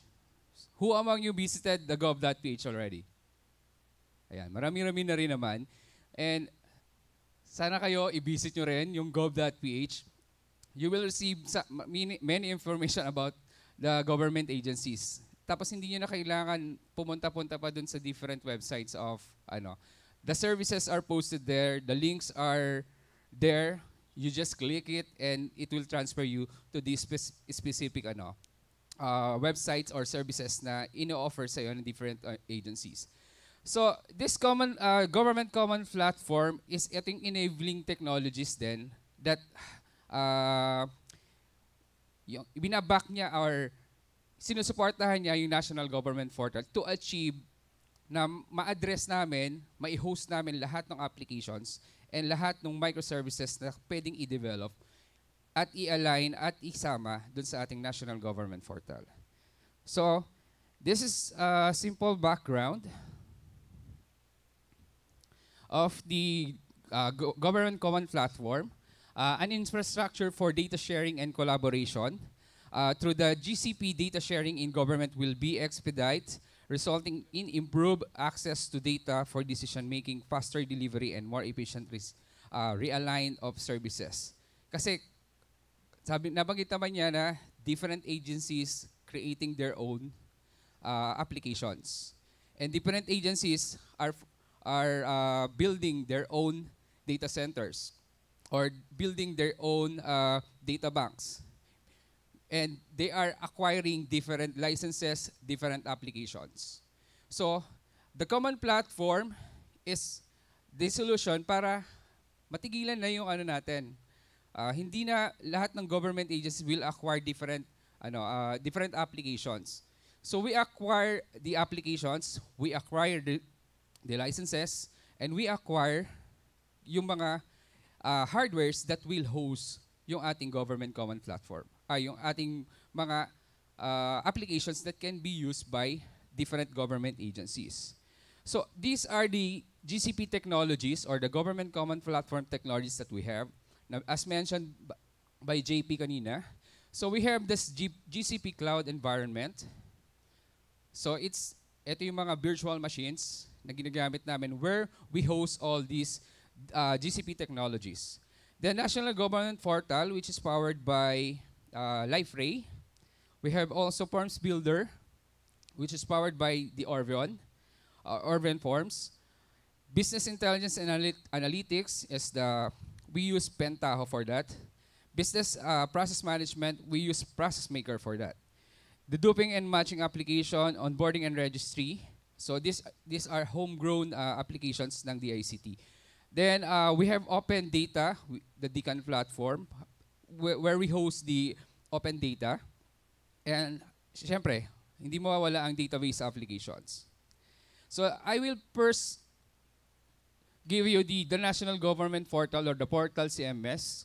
So it unites all web-based government content to maximize efficiency and provide rapid, high-quality services. So the portal provides a single location for citizen business intergovernment transactions. Bakit si LifeRay yung nakuha namin? Based dun sa current study namin, siya lang yung pwedeng mag-host ng different portals or different websites into one. Kasi yung current na ginagamit namin for the government templates ng website are the Joomla, the Drupal, and also WordPress. So, which hindi kayang i-support yung isang website that can house different agency websites. So that's why we choose this LifeRay for the National Government Portal. So ano yung mga key features? So it should standardize this structured content, streamline content development, and content aggregation. So how we standardize the content? So the content that can be housed by the National Government Portal are similar to policies, careers or job vacancies, key officials, news and updates and services, which is ito yung mga basic information that are coming from the national government agencies. Okay. Then streamline content development. So we reduce manual administration kasi kami na yung mag-administer mismo. And hindi siya kasing hirap mag-develop dun sa natin using a WordPress, using a kumbaga ito ay low-code system na pwedeng drag and drop and cut and paste. Then focus role identification, so we can have writers, we can have editors, we can have publishers. So because there is a workflow embedded in this system, so merong magra-write, tapos merong mag-e-edit, and merong magpa-publish na roles. Then content publishing workflow, which we can create, review, and publish, which is yun yung capabilities ng writer, ng editor, and the publishers. Then content aggregation, so the collection of related items of content so that they can be displayed or linked to. Automated organizational and overall content aggregation for identified contents. Produce different perspective of aggregate content. List of, let's say, for example, is list of memorandum circular of all the websites. Or list of job opening which is specific requirements, let's say bachelor degree, etc. And a better searchability, kasi parang si Google, di ba? It has a single search engine that search for the information for the entire community ng internet. Pero ito, it can search information from the entire community nung ating mismong portal. So if you're searching some information about a certain agency, you just type it on the search bar and it will pop up na kung ano yung information hinahanap mo. Then vector search can be used to produce analytic reports. So it has this capability of hindi lang kasing ganda ni business analytics, pero it can still provide the analytics reports. Another thing is itong forms builder. So aside dun sa ating portal, kasi there are forms na ginagawa ng government agencies that are complicated. So kailangan ko ng rito, kailangan ko ng ganyan. So we acquire to have this forms builder, which is the Orvion forms.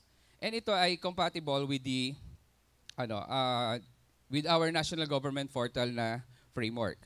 So these are the key features of the forms builder. Actually, you can search that in the internet and it will give you all these key features also. So basically nga, why we acquire this forms builder is to provide yung mga complex forms ng government can be done in this platform. Kasi yung sa Liferay, medyo basic lang yung forms na nagagawa niya. So we acquire the forms builder para dagdagan yung capability to have a complex form. Then nabanggit ni JP kanina is also the business intelligence and analytics. So it is a BI tools to simplify the preparation and blending of data with tools to analyze, visualize, explore, report, and predict. So it provides data integration, online analytical processing, report generation, dashboard customization, data mining, and extract, transform loading capabilities. This provides the government with comprehensive, easy to understand data analysis. So, yun nga, if we have a big data, we want a visualization, this is the tool that we need to use. So, ganun pa rin, we acquire the license, we acquire the technology, and we provide the hardware to host this. Gagawin na lang talaga ni government agencies is to subscribe with us and use the tools. So these are the key features of the BI and analytics. So it can have an ad hoc analysis and visualization, flexible dashboards, user-driven reporting, and mobile business analytics. Next is the explanation lang. So I will move forward na siguro, just to fast track. By the way, we're going to give you the slides sa inyong lahat. Okay. So next is the business process management, which we use the process maker. So dahil nga sabi nga, alam niyo naman na in the government, medyo kukunti yung talagang developers. Hindi masyadong makikita sa structure ng isang agency yan. Yung developers, programmers, or simply say IT. Hindi mo makakita basta-basta sa ano yan. That's why we think na kahit na hindi siya masyadong techy, we can provide a platform that is pwedeng drag and drop. So, yun yung isa sa nasa mindset namin why how we acquire the solutions. So sa process maker, it provides workflow processes. So kung meron tayong halimbawa ay application, tapos review, approval. So it can be done with the process maker. Okay. So these are the core features. Fast track ko na lang din ulit para okay. Next is the deduping and matching application. As I've said, this is one of the homegrown applications that the ICT acquired. And basically, ang use case na pinagbigyan namin ito is the PSA, where duplicates of informations are really rampant. Meron nga diyang baka nga ako may tatlo or apat na duplicate, something like that. So this application will clean our master database. Will clean those informations na magkakapareho. So simply, the duplicates are being investigated and being merged into one information na lang. So kung ako ay may pare-parehong information dun sa database ni PSA, it can be trimmed down into just one. So they have to decide which one is the real that they're going to keep with their master database. Okay. So that is the deduping and matching application. And this application can also merge yung mga, rather, it can also match. Let's say I have a birth record and I have also a marriage record. I can match it with the birth and marriage record. Malalaman ko kung itong tao pa lang to ay may naikasal na or may asawa na. So that is one of the feature ni deduping and matching application. Another key, another application na that is homegrown, ito ay partner talaga ni DMA, which is the onboarding and register. We call it the ONR. So it allows agency to onboard and share their data with the rest of the government. So the app allows the creation of collaborative groups of agencies that have agreed to share their resources to improve performance and cooperation. Through collaboration, agencies are able to work more efficiently and deliver faster services. Ito yung isa sa solution namin na kung si DFA will require an information from PSA, yung sabi nga natin, mga birth certificate. So itong itong platform na to can solve that problem na pwedeng si DFA will ask a permission to PSA just to verify the information of the person that is applying for the passport. So sabihin lang naman niya kung yes or no. Simple as like that. Diba? So this platform is the tool for that collaboration ng agency to agency to minimize yung ating piling up ng mga tao dun sa different agencies para lang makakuha ng information natin. Okay. Then, we have this open data or the Deacon platform. Sino yung nakaalam now about the open data.gov.ph? Who among you visited the data.gov.ph? Si ma'am nandito. Si ma'am, si sir, nakita na rin niya. The data.gov.ph, for your information, is our platform that we house the open data of the government agencies. So, I think ito yung magiging sa inyo, very important para sa inyong mga mag-hackathon to acquire the data that is posted dun sa ating open data or the data.gov.ph, or we integrated into the national government portal, which is the gov.ph/data. So you don't need to sign in just to get the open data na kakailanganin nyo. We hope na may makukuha kayo na open data as subject for your app na i-develop for the hackathon.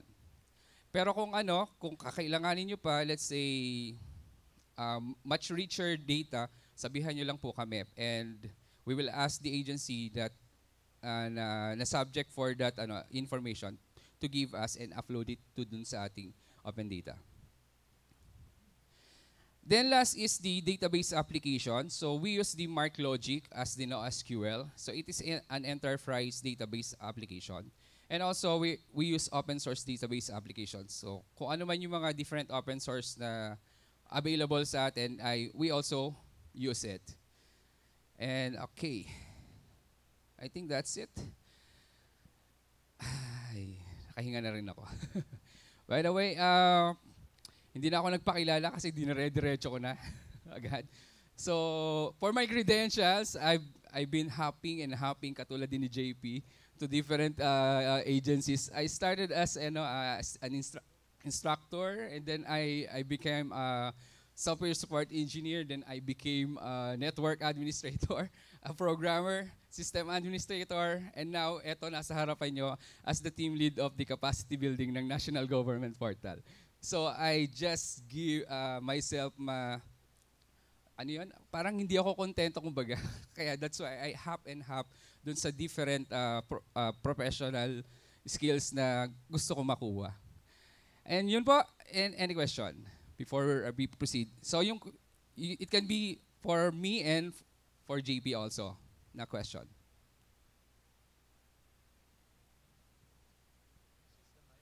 Sige po. Please identify yourself. And if you have an introductory statement, please keep it short. And please go to the question. Okay po?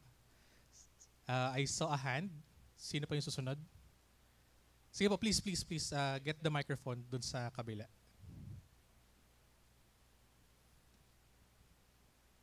Hello, hi. Good afternoon. I'm Carlo Amores.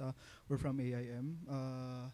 Our question is, basically the idea for this hackathon is to develop a tool for the government, if I heard it right. Actually, to leverage the tools available in the ICT NGP and then align it with what you're trying to do.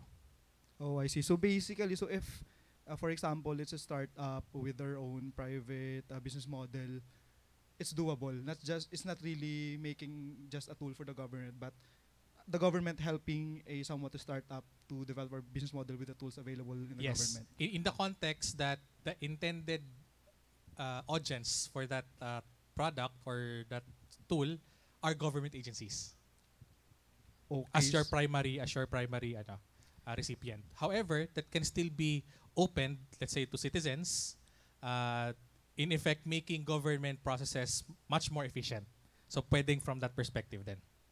In terms of the proprietary stuff for the developed application, at some sort, is there a non-disclosure agreement, or the data generated, should it be surrendered to the government, etc.? Okay. Ms. Tony, I would like to somewhat escalate that to you. Can you please repeat that question? Yeah. When in terms, for example, the app has already, or the app or an application has already been developed, and there's an accompanying business model to that. What's the level of relationship with the government? Is there a non-disclosure agreement, or does the team need to surrender the data generated, or does the government have an equity, somewhat, some sort? Is that related to the hackathon exercise or for the bigger? No, for the hackathon. For For example, on the hackathon, we generated such a device or application which is directed nga to the end users, which are the government agencies. So, is the data generated in that software, should it be surrendered to the government, or what's the level of what do you call this, involvement of the government when it comes to the development of that application? Well, technically, as part of the criteria of joining this hackathon is that everything that will be developed will form part of the NGP asset. And if I will answer your question in terms of developing an application for the agency, all data will reside on the government data center, and that data will be the property of the government of the Philippines. So basically, if you're doing a business model, it's just not doable because you will surrender to the government. So it's better if you really create a tool and just surrender to the government. That's the. If I may respond to that. Sige, sige. Actually, if you look at it from the commercialization aspect, you own yung application. However, since the data is actually hindi nga pag-aari ng government yung data eh. It's basically part of the entire ecosystem. So the data will have to reside in government as custodians. So you own the application. If you need to increase or facilitate yung upgrades, patches, then yun yung commercial model nyo, services. You develop the app, you develop the concept. If a government agency subscribe to that, then meron kayong agreement between that agency. Naka-host lang kay DICT yung data at yung application. And to add more to it, the personally identifiable data will be owned by the person themselves, and all other data will form part of the Creative Commons. So anything that can be extracted will be channeled to the open data platform. So just to clear one point, you've said that the government shares what do you call As this, ownership. custodian, data custodian. So on the app, for example, if say we develop the app Yeah. and we commercialize it, so basically, since the ownership is to the individual, that's the time that you can negotiate for the pricing, etc. Yes, Yep, yes. that's the Okay. commercialization Yeah. aspect of that incubation of the idea. Yep. Okay. Thank you so much. Thank you. Question? Yes, please. Yes, please. Microphone. Hello. I'm Ellie from CS States and from NEM, which is a blockchain technology platform. So you said earlier, sir, na you're also looking into the usage of the use case of blockchain. Actually, one of my question is that on the NGP motivation, it says that the DPA is actually one of the motivation, right? So with blockchain kasi it's completely open source and again not commercialized kasi it's open source. So one thing that I'd like to ask is about the data itself, because again, blockchain is not completely public because we have different types of information. We have public, private, confidential. So, in any way for this matter, is it somehow like, is there any legal implication if the government will be incentivized for putting up, I mean, not really putting up such information, but being the one who's going to verify that the information are actually the right information? Because the blockchain is something that, again, you check the footprints from the first one until the latest data, and then the thing is that the government will not have to spend more. Because the reason why we have hackathon is that the government really cannot, pay for this development. So with the use of blockchain, it's free to use, everything is in there. But what's the good thing for the government to use blockchain is if it somehow they can be incentivized. So, is there any legal implication po ba dun sa part na yon, even though we will be using, because what I'm thinking, sir, is this. Say for example, I listened to the FOI session earlier. So we have LGUs, we have let's say national government, the different government systems. So what if these governments are required to send or comply to the requirements of the public information sent into one vessel, or maybe like a core application, and then it's just RESTful API will just be called out on the entire system. So and then they have to put in data based on tagging so that it will be easier for the SEO, so that even though you don't know what you're searching, you will be able to search it. And then to assure that the data are actually the right data, and it's the government who put in those data, I mean, they need to be incentivized for doing so, because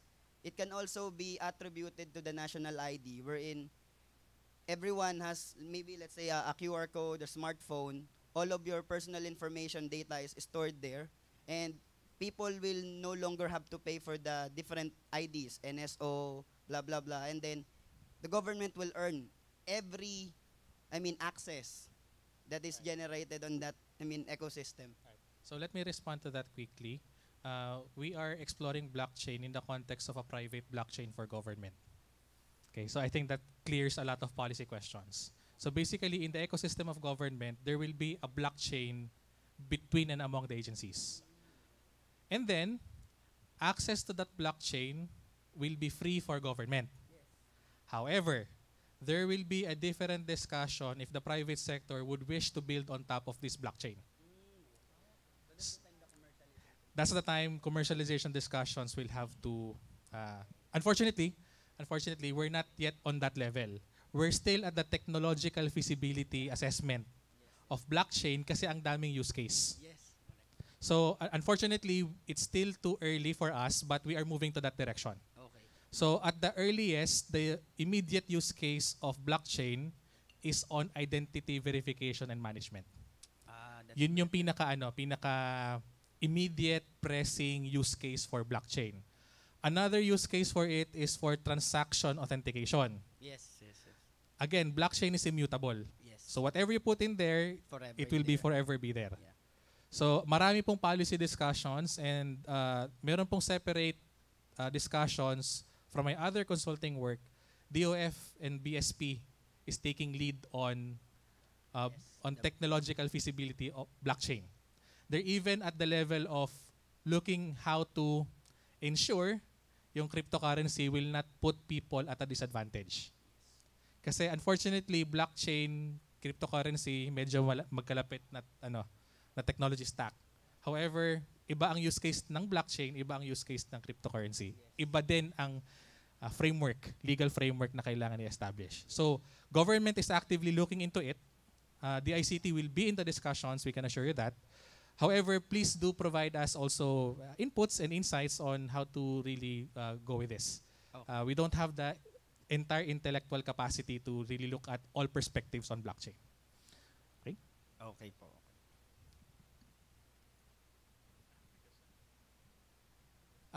The government-private blockchain will be secured, hashed. I'd like to leave that impression. Okay? May kamay po sa likod. And probably after, sir, 1 or 2 more questions.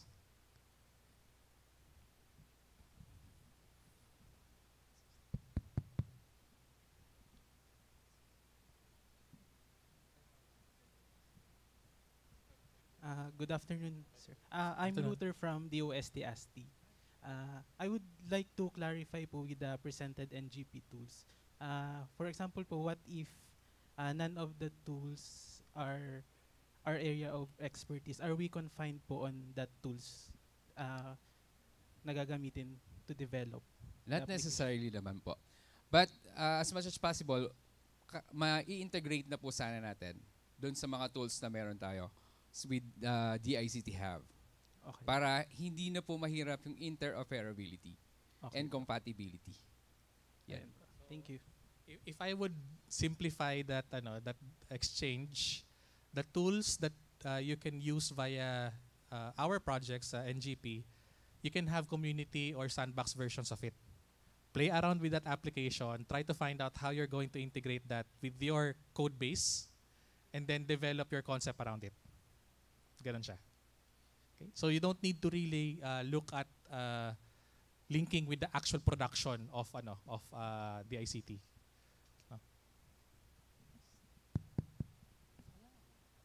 Last question.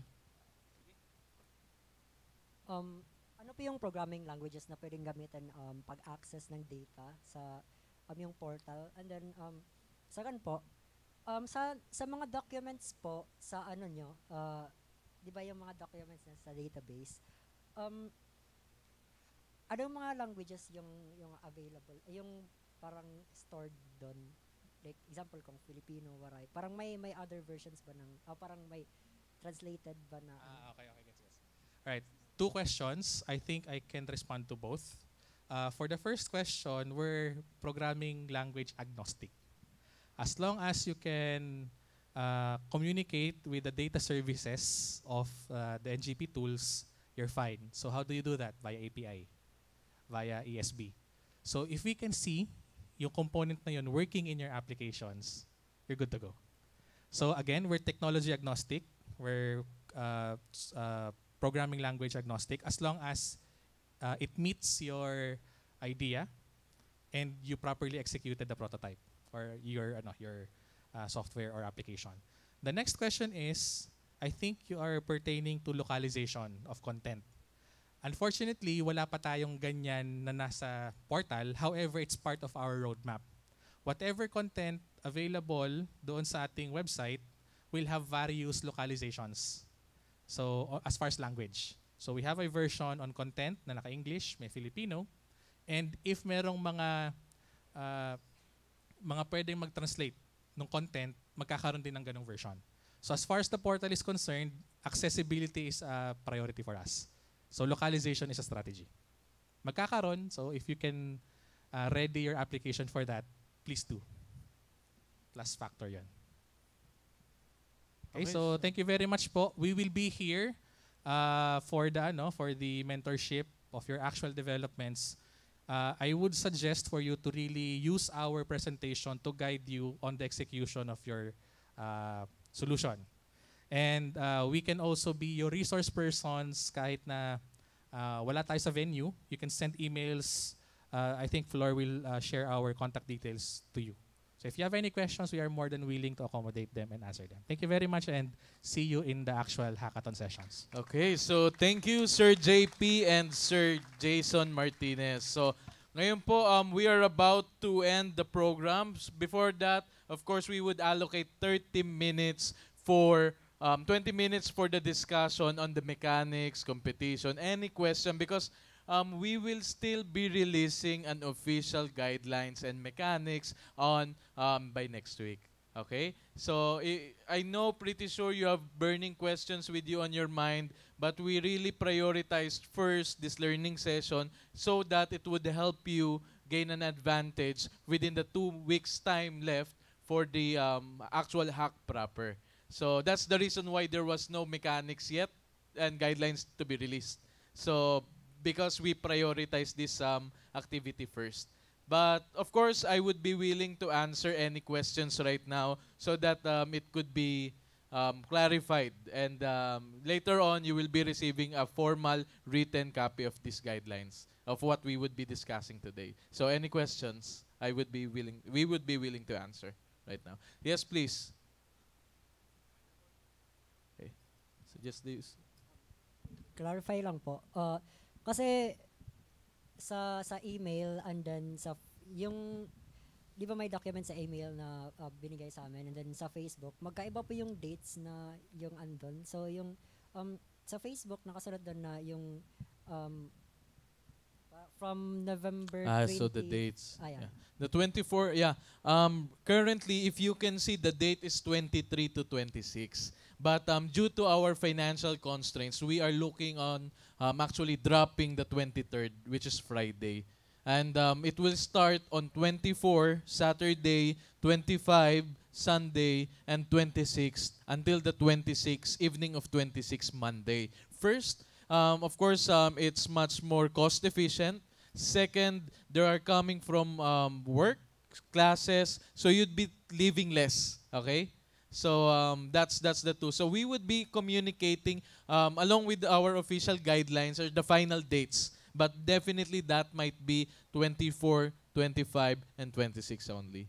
So you need, if you're coming from Visayas and Mindanao, you might as well book a flight sometime earlier than on an early morning arrival at the NAIA airport. So NAIA at NAIA, and we might arrange the hotel accommodation where also the venue will be held closer to the airport. So that's it.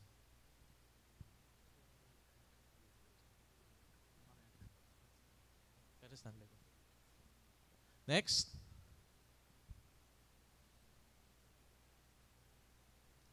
Hi, I'm Jacob from the SWD. I have one question lang. Are we limited in developing apps, mobile apps, or more on technique? Can we also parang send products such as ICT policy or mga multimedia, ganon? Or limited lang talaga sa mga application-based, mobile-based, ganon na products for this hackathon? For policies, for multimedia, please treat them as data elements. So, ang main goal and intention really is for us to maximize yung tools available kay DICT. So, unfortunately, we cannot scope in the policies. Basically, the policies can be treated as data sets. If you have a policy management system in mind, they treat it as a data, treat it as a product.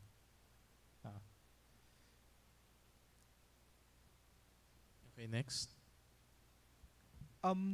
Do we really need to be on the hackathon event for the 3 days? Along with the guidelines and the mechanics, yes, the team, 60% of team members must be present from all the time. So meaning if just get the 60% of that, so that's the majority of the attendance needed. So meaning if you have other team members who needs to work remotely, then that would be allowed as long as the 60% of the team are present in the venue.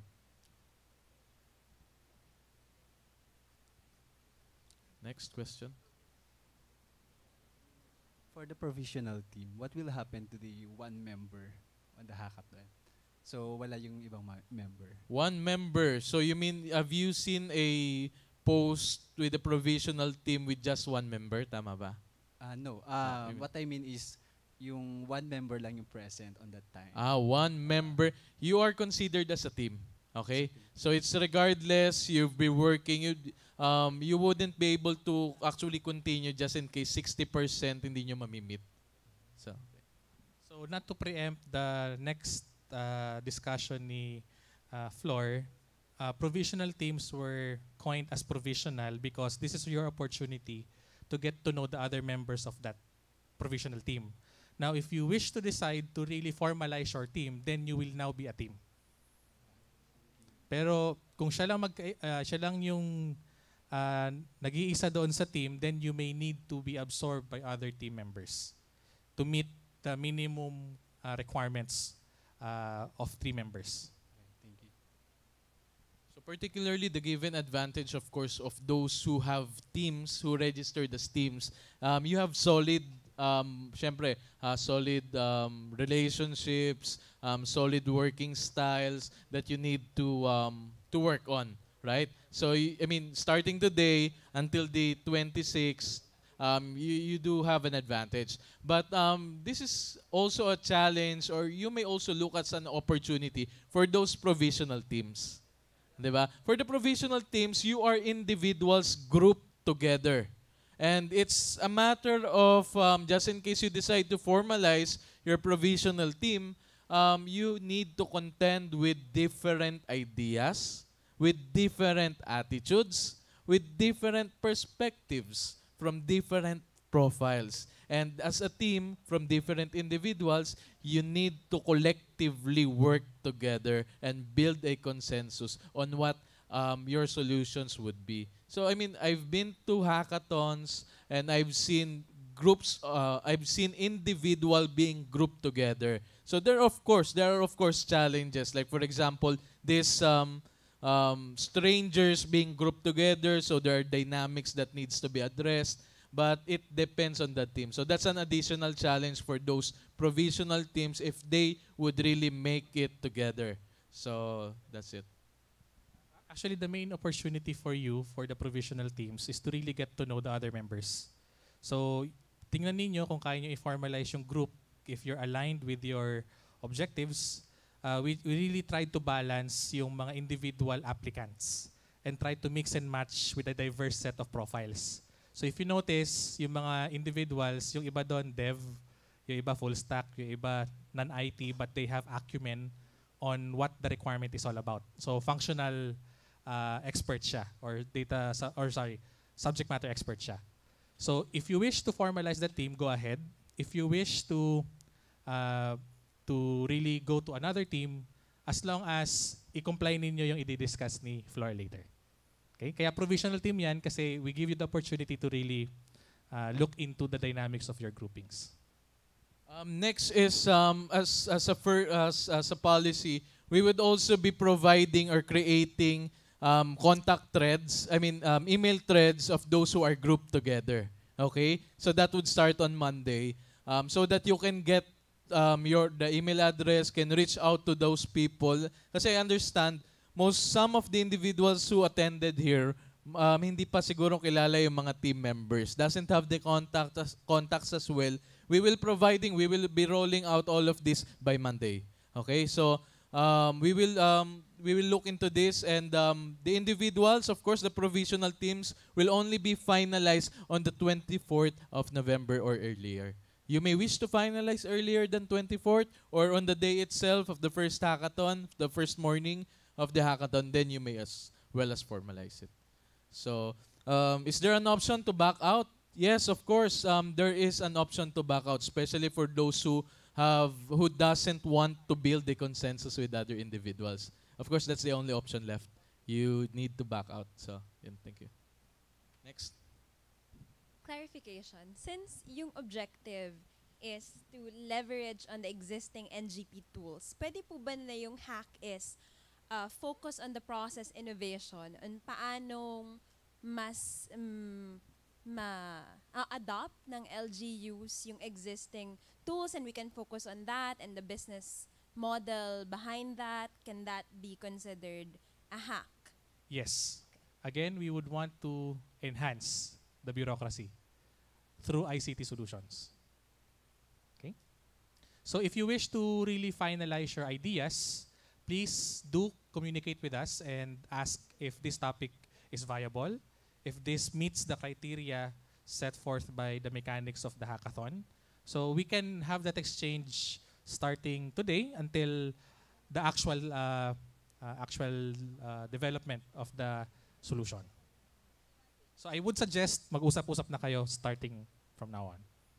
And also, there are other groups. There are some groups na may develop ideas, pero it doesn't end there. Kasi what you have developed is not yet integrated with GCP tools. So what we can provide is we can communicate from time to time until the 24th, until the 26th, so that that these tools or these hacks of yours that you have previously developed would be as well as compatible with the GCP tools. In a way, in a sense, you'd be able to tap the government market. You'd be able to tap government support for these solutions that you have developed earlier. So, any questions? Additional questions? Yes, please. To build with that, if you have already a tool, and we will just be integrating to the GCP. If you're finished early, are you still required to be present on the rest of the hackathon?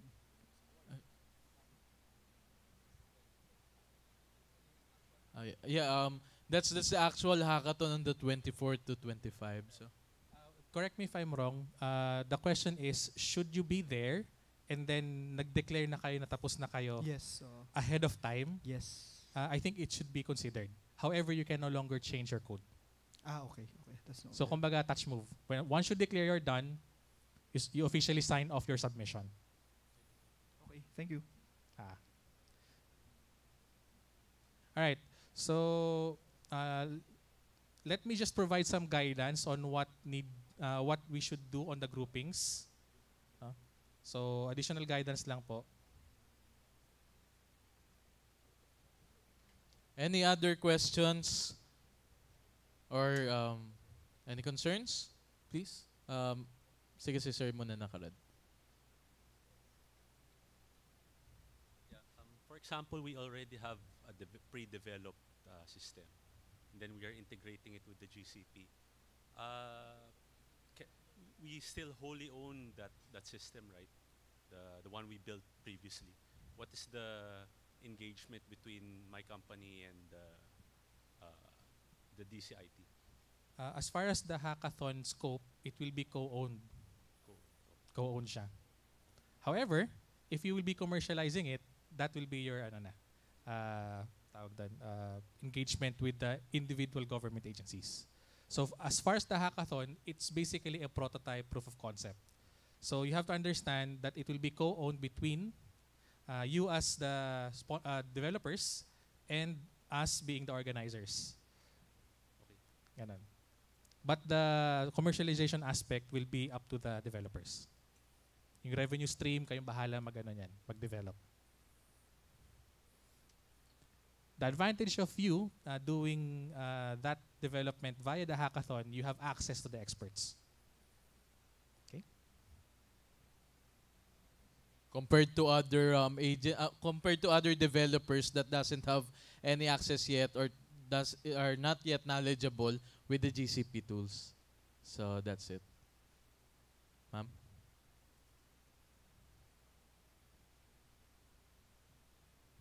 Good afternoon. I have two concerns.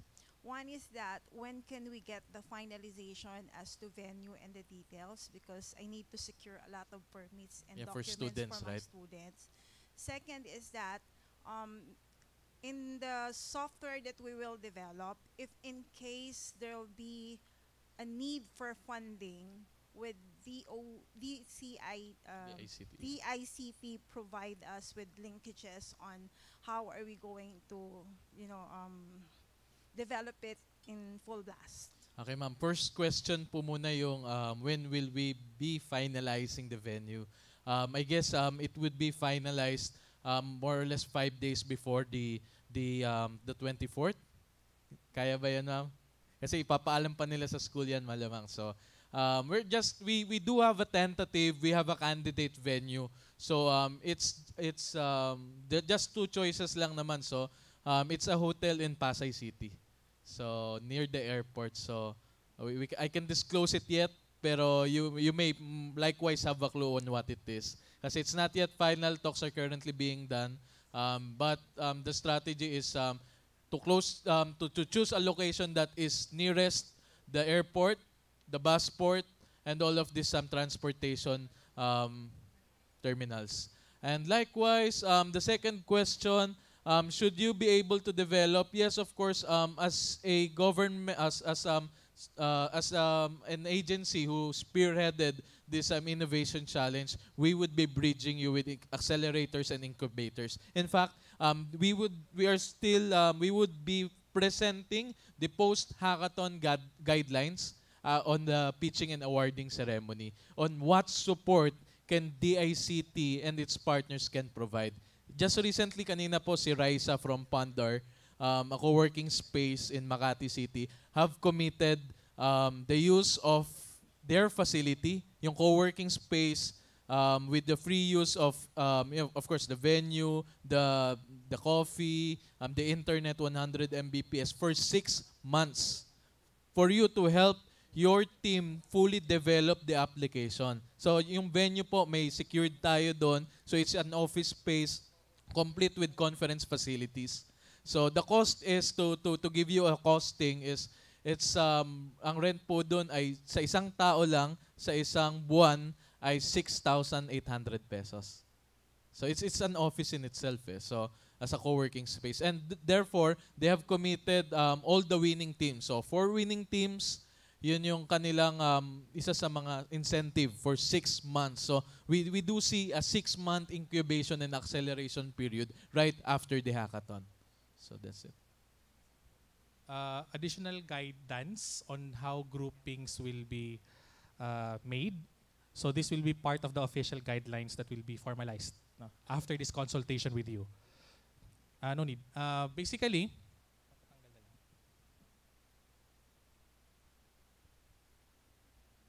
so ito po yung groupings natin, group mechanics. So all groups must have 3 to 5 members each.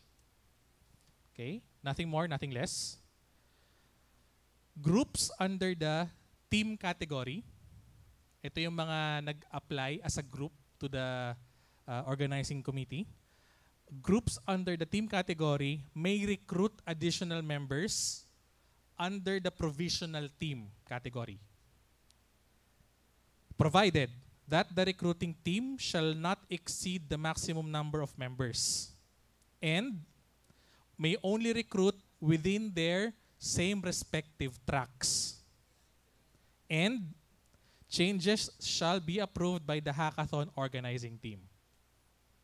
Okay? Another one, groups under the provisional team category are allowed to regroup, meaning pwedeng mag-split and organize into other groups, recruit or swap members within the same provisional team, yung mga individually nag-apply. Provided that each group must still have 3 to 5 members each, and the changes in the group membership shall be done within their same respective tracks, and changes shall be approved by the hackathon organizing team. So that's our group mechanics. Again, merong flexibility yung provisional teams because they applied as individuals. So as organized teams that applied to this program, you can recruit individual members from the provisional teams.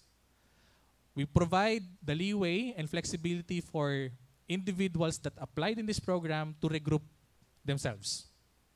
So this is your opportunity to really get to know each other, and then over the coming days, formalize your groupings. Okay? So I think we will be open until the commencement of the actual hackathon. Just inform us na ito na po yung groupings namin, and then start working on your individual projects. The advantage of organizing early, you can already do some development on the side. Okay? So basically, you can customize whatever you have already, or you can start developing from scratch if you like. Okay? So it will be advantageous for you if you organize yourselves early. Right? Any questions po on group mechanics? Malinaw naman po ba? This will be formalized when we issue the guidelines. So we presented it to you so that kapag wala nang questions about it, then we will be incorporating it in the next announcements. Then phone-in question, and may phone-in question. No? How about daw, dun sa mga nanonood po sa live feed natin, so this is an advanced answer to your queries. Like for example, for the participants from Visayas and Mindanao, shall the ICT be able to provide transportation reimbursement funds? Currently, chances are low because we are currently negotiating with funders as of the moment. But let's do a best effort on both parties. We'll find a way, but we hope that you find a way as well on how to fly into Manila on the 24th of Monday on the morning of 24th. So we would be, just in case we have raised enough funds, we would announce it immediately, and if we can provide, how much can we provide? But definitely the expenses, the food, the accommodation are all expense paid by the ICT and its partners. So tanong din po, pwede po bang magsama ng asawa sa hotel? Hindi po pwedeng magsama ng asawa kasi you also be grouped according to your sexes, di ba? So women will be grouped with women, male will be grouped with male team members as well. So this is part of our gender and development awareness, responsiveness of the project. So next question are, can we request to of those who attended here to leave your ID jackets? Kasi we are trying to conserve the environment so we can reuse it again and again. Alright? So, the names, you can get this as a souvenir. But of course, the ID jackets, let us conserve environmental. Yan po. So, bibigay po dun sa likod po sa may table natin. Secretariat table. Okay? Any other questions or concerns? Meron pa? Yeah.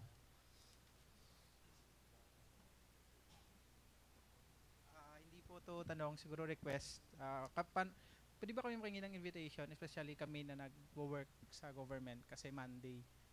So, Yun, Monday po. Absent kami lahat. Opo, actually, we will be sending yun yung official communication. Actually, nagpadala kami ng official confirmation. Pero, can you send us yung doon sa mga nagtatrabaho sa government, sa schools, if you want to be excused, can you please just email me? So, I will prepare a customized letter for you. Ayun pa. Along with the program and the mechanics. Any other questions or concerns? Okay, so I hear none. So, we will be creating as well as a Facebook community, a Facebook group. So just in case for those provisional team members who wants to recruit, who wants to vet ideas, that would be facilitated as well. So I think that's the end of the session for today. Everything will be everything discussed today will be integrated on the guidelines, on the official guidelines and mechanics that we will be sending a week after. So I mean the coming week. So that's it. So hopefully let's keep in touch. Thank you. So okay na po. Go home. Closing. Wala na. Okay na po yan. Thank you.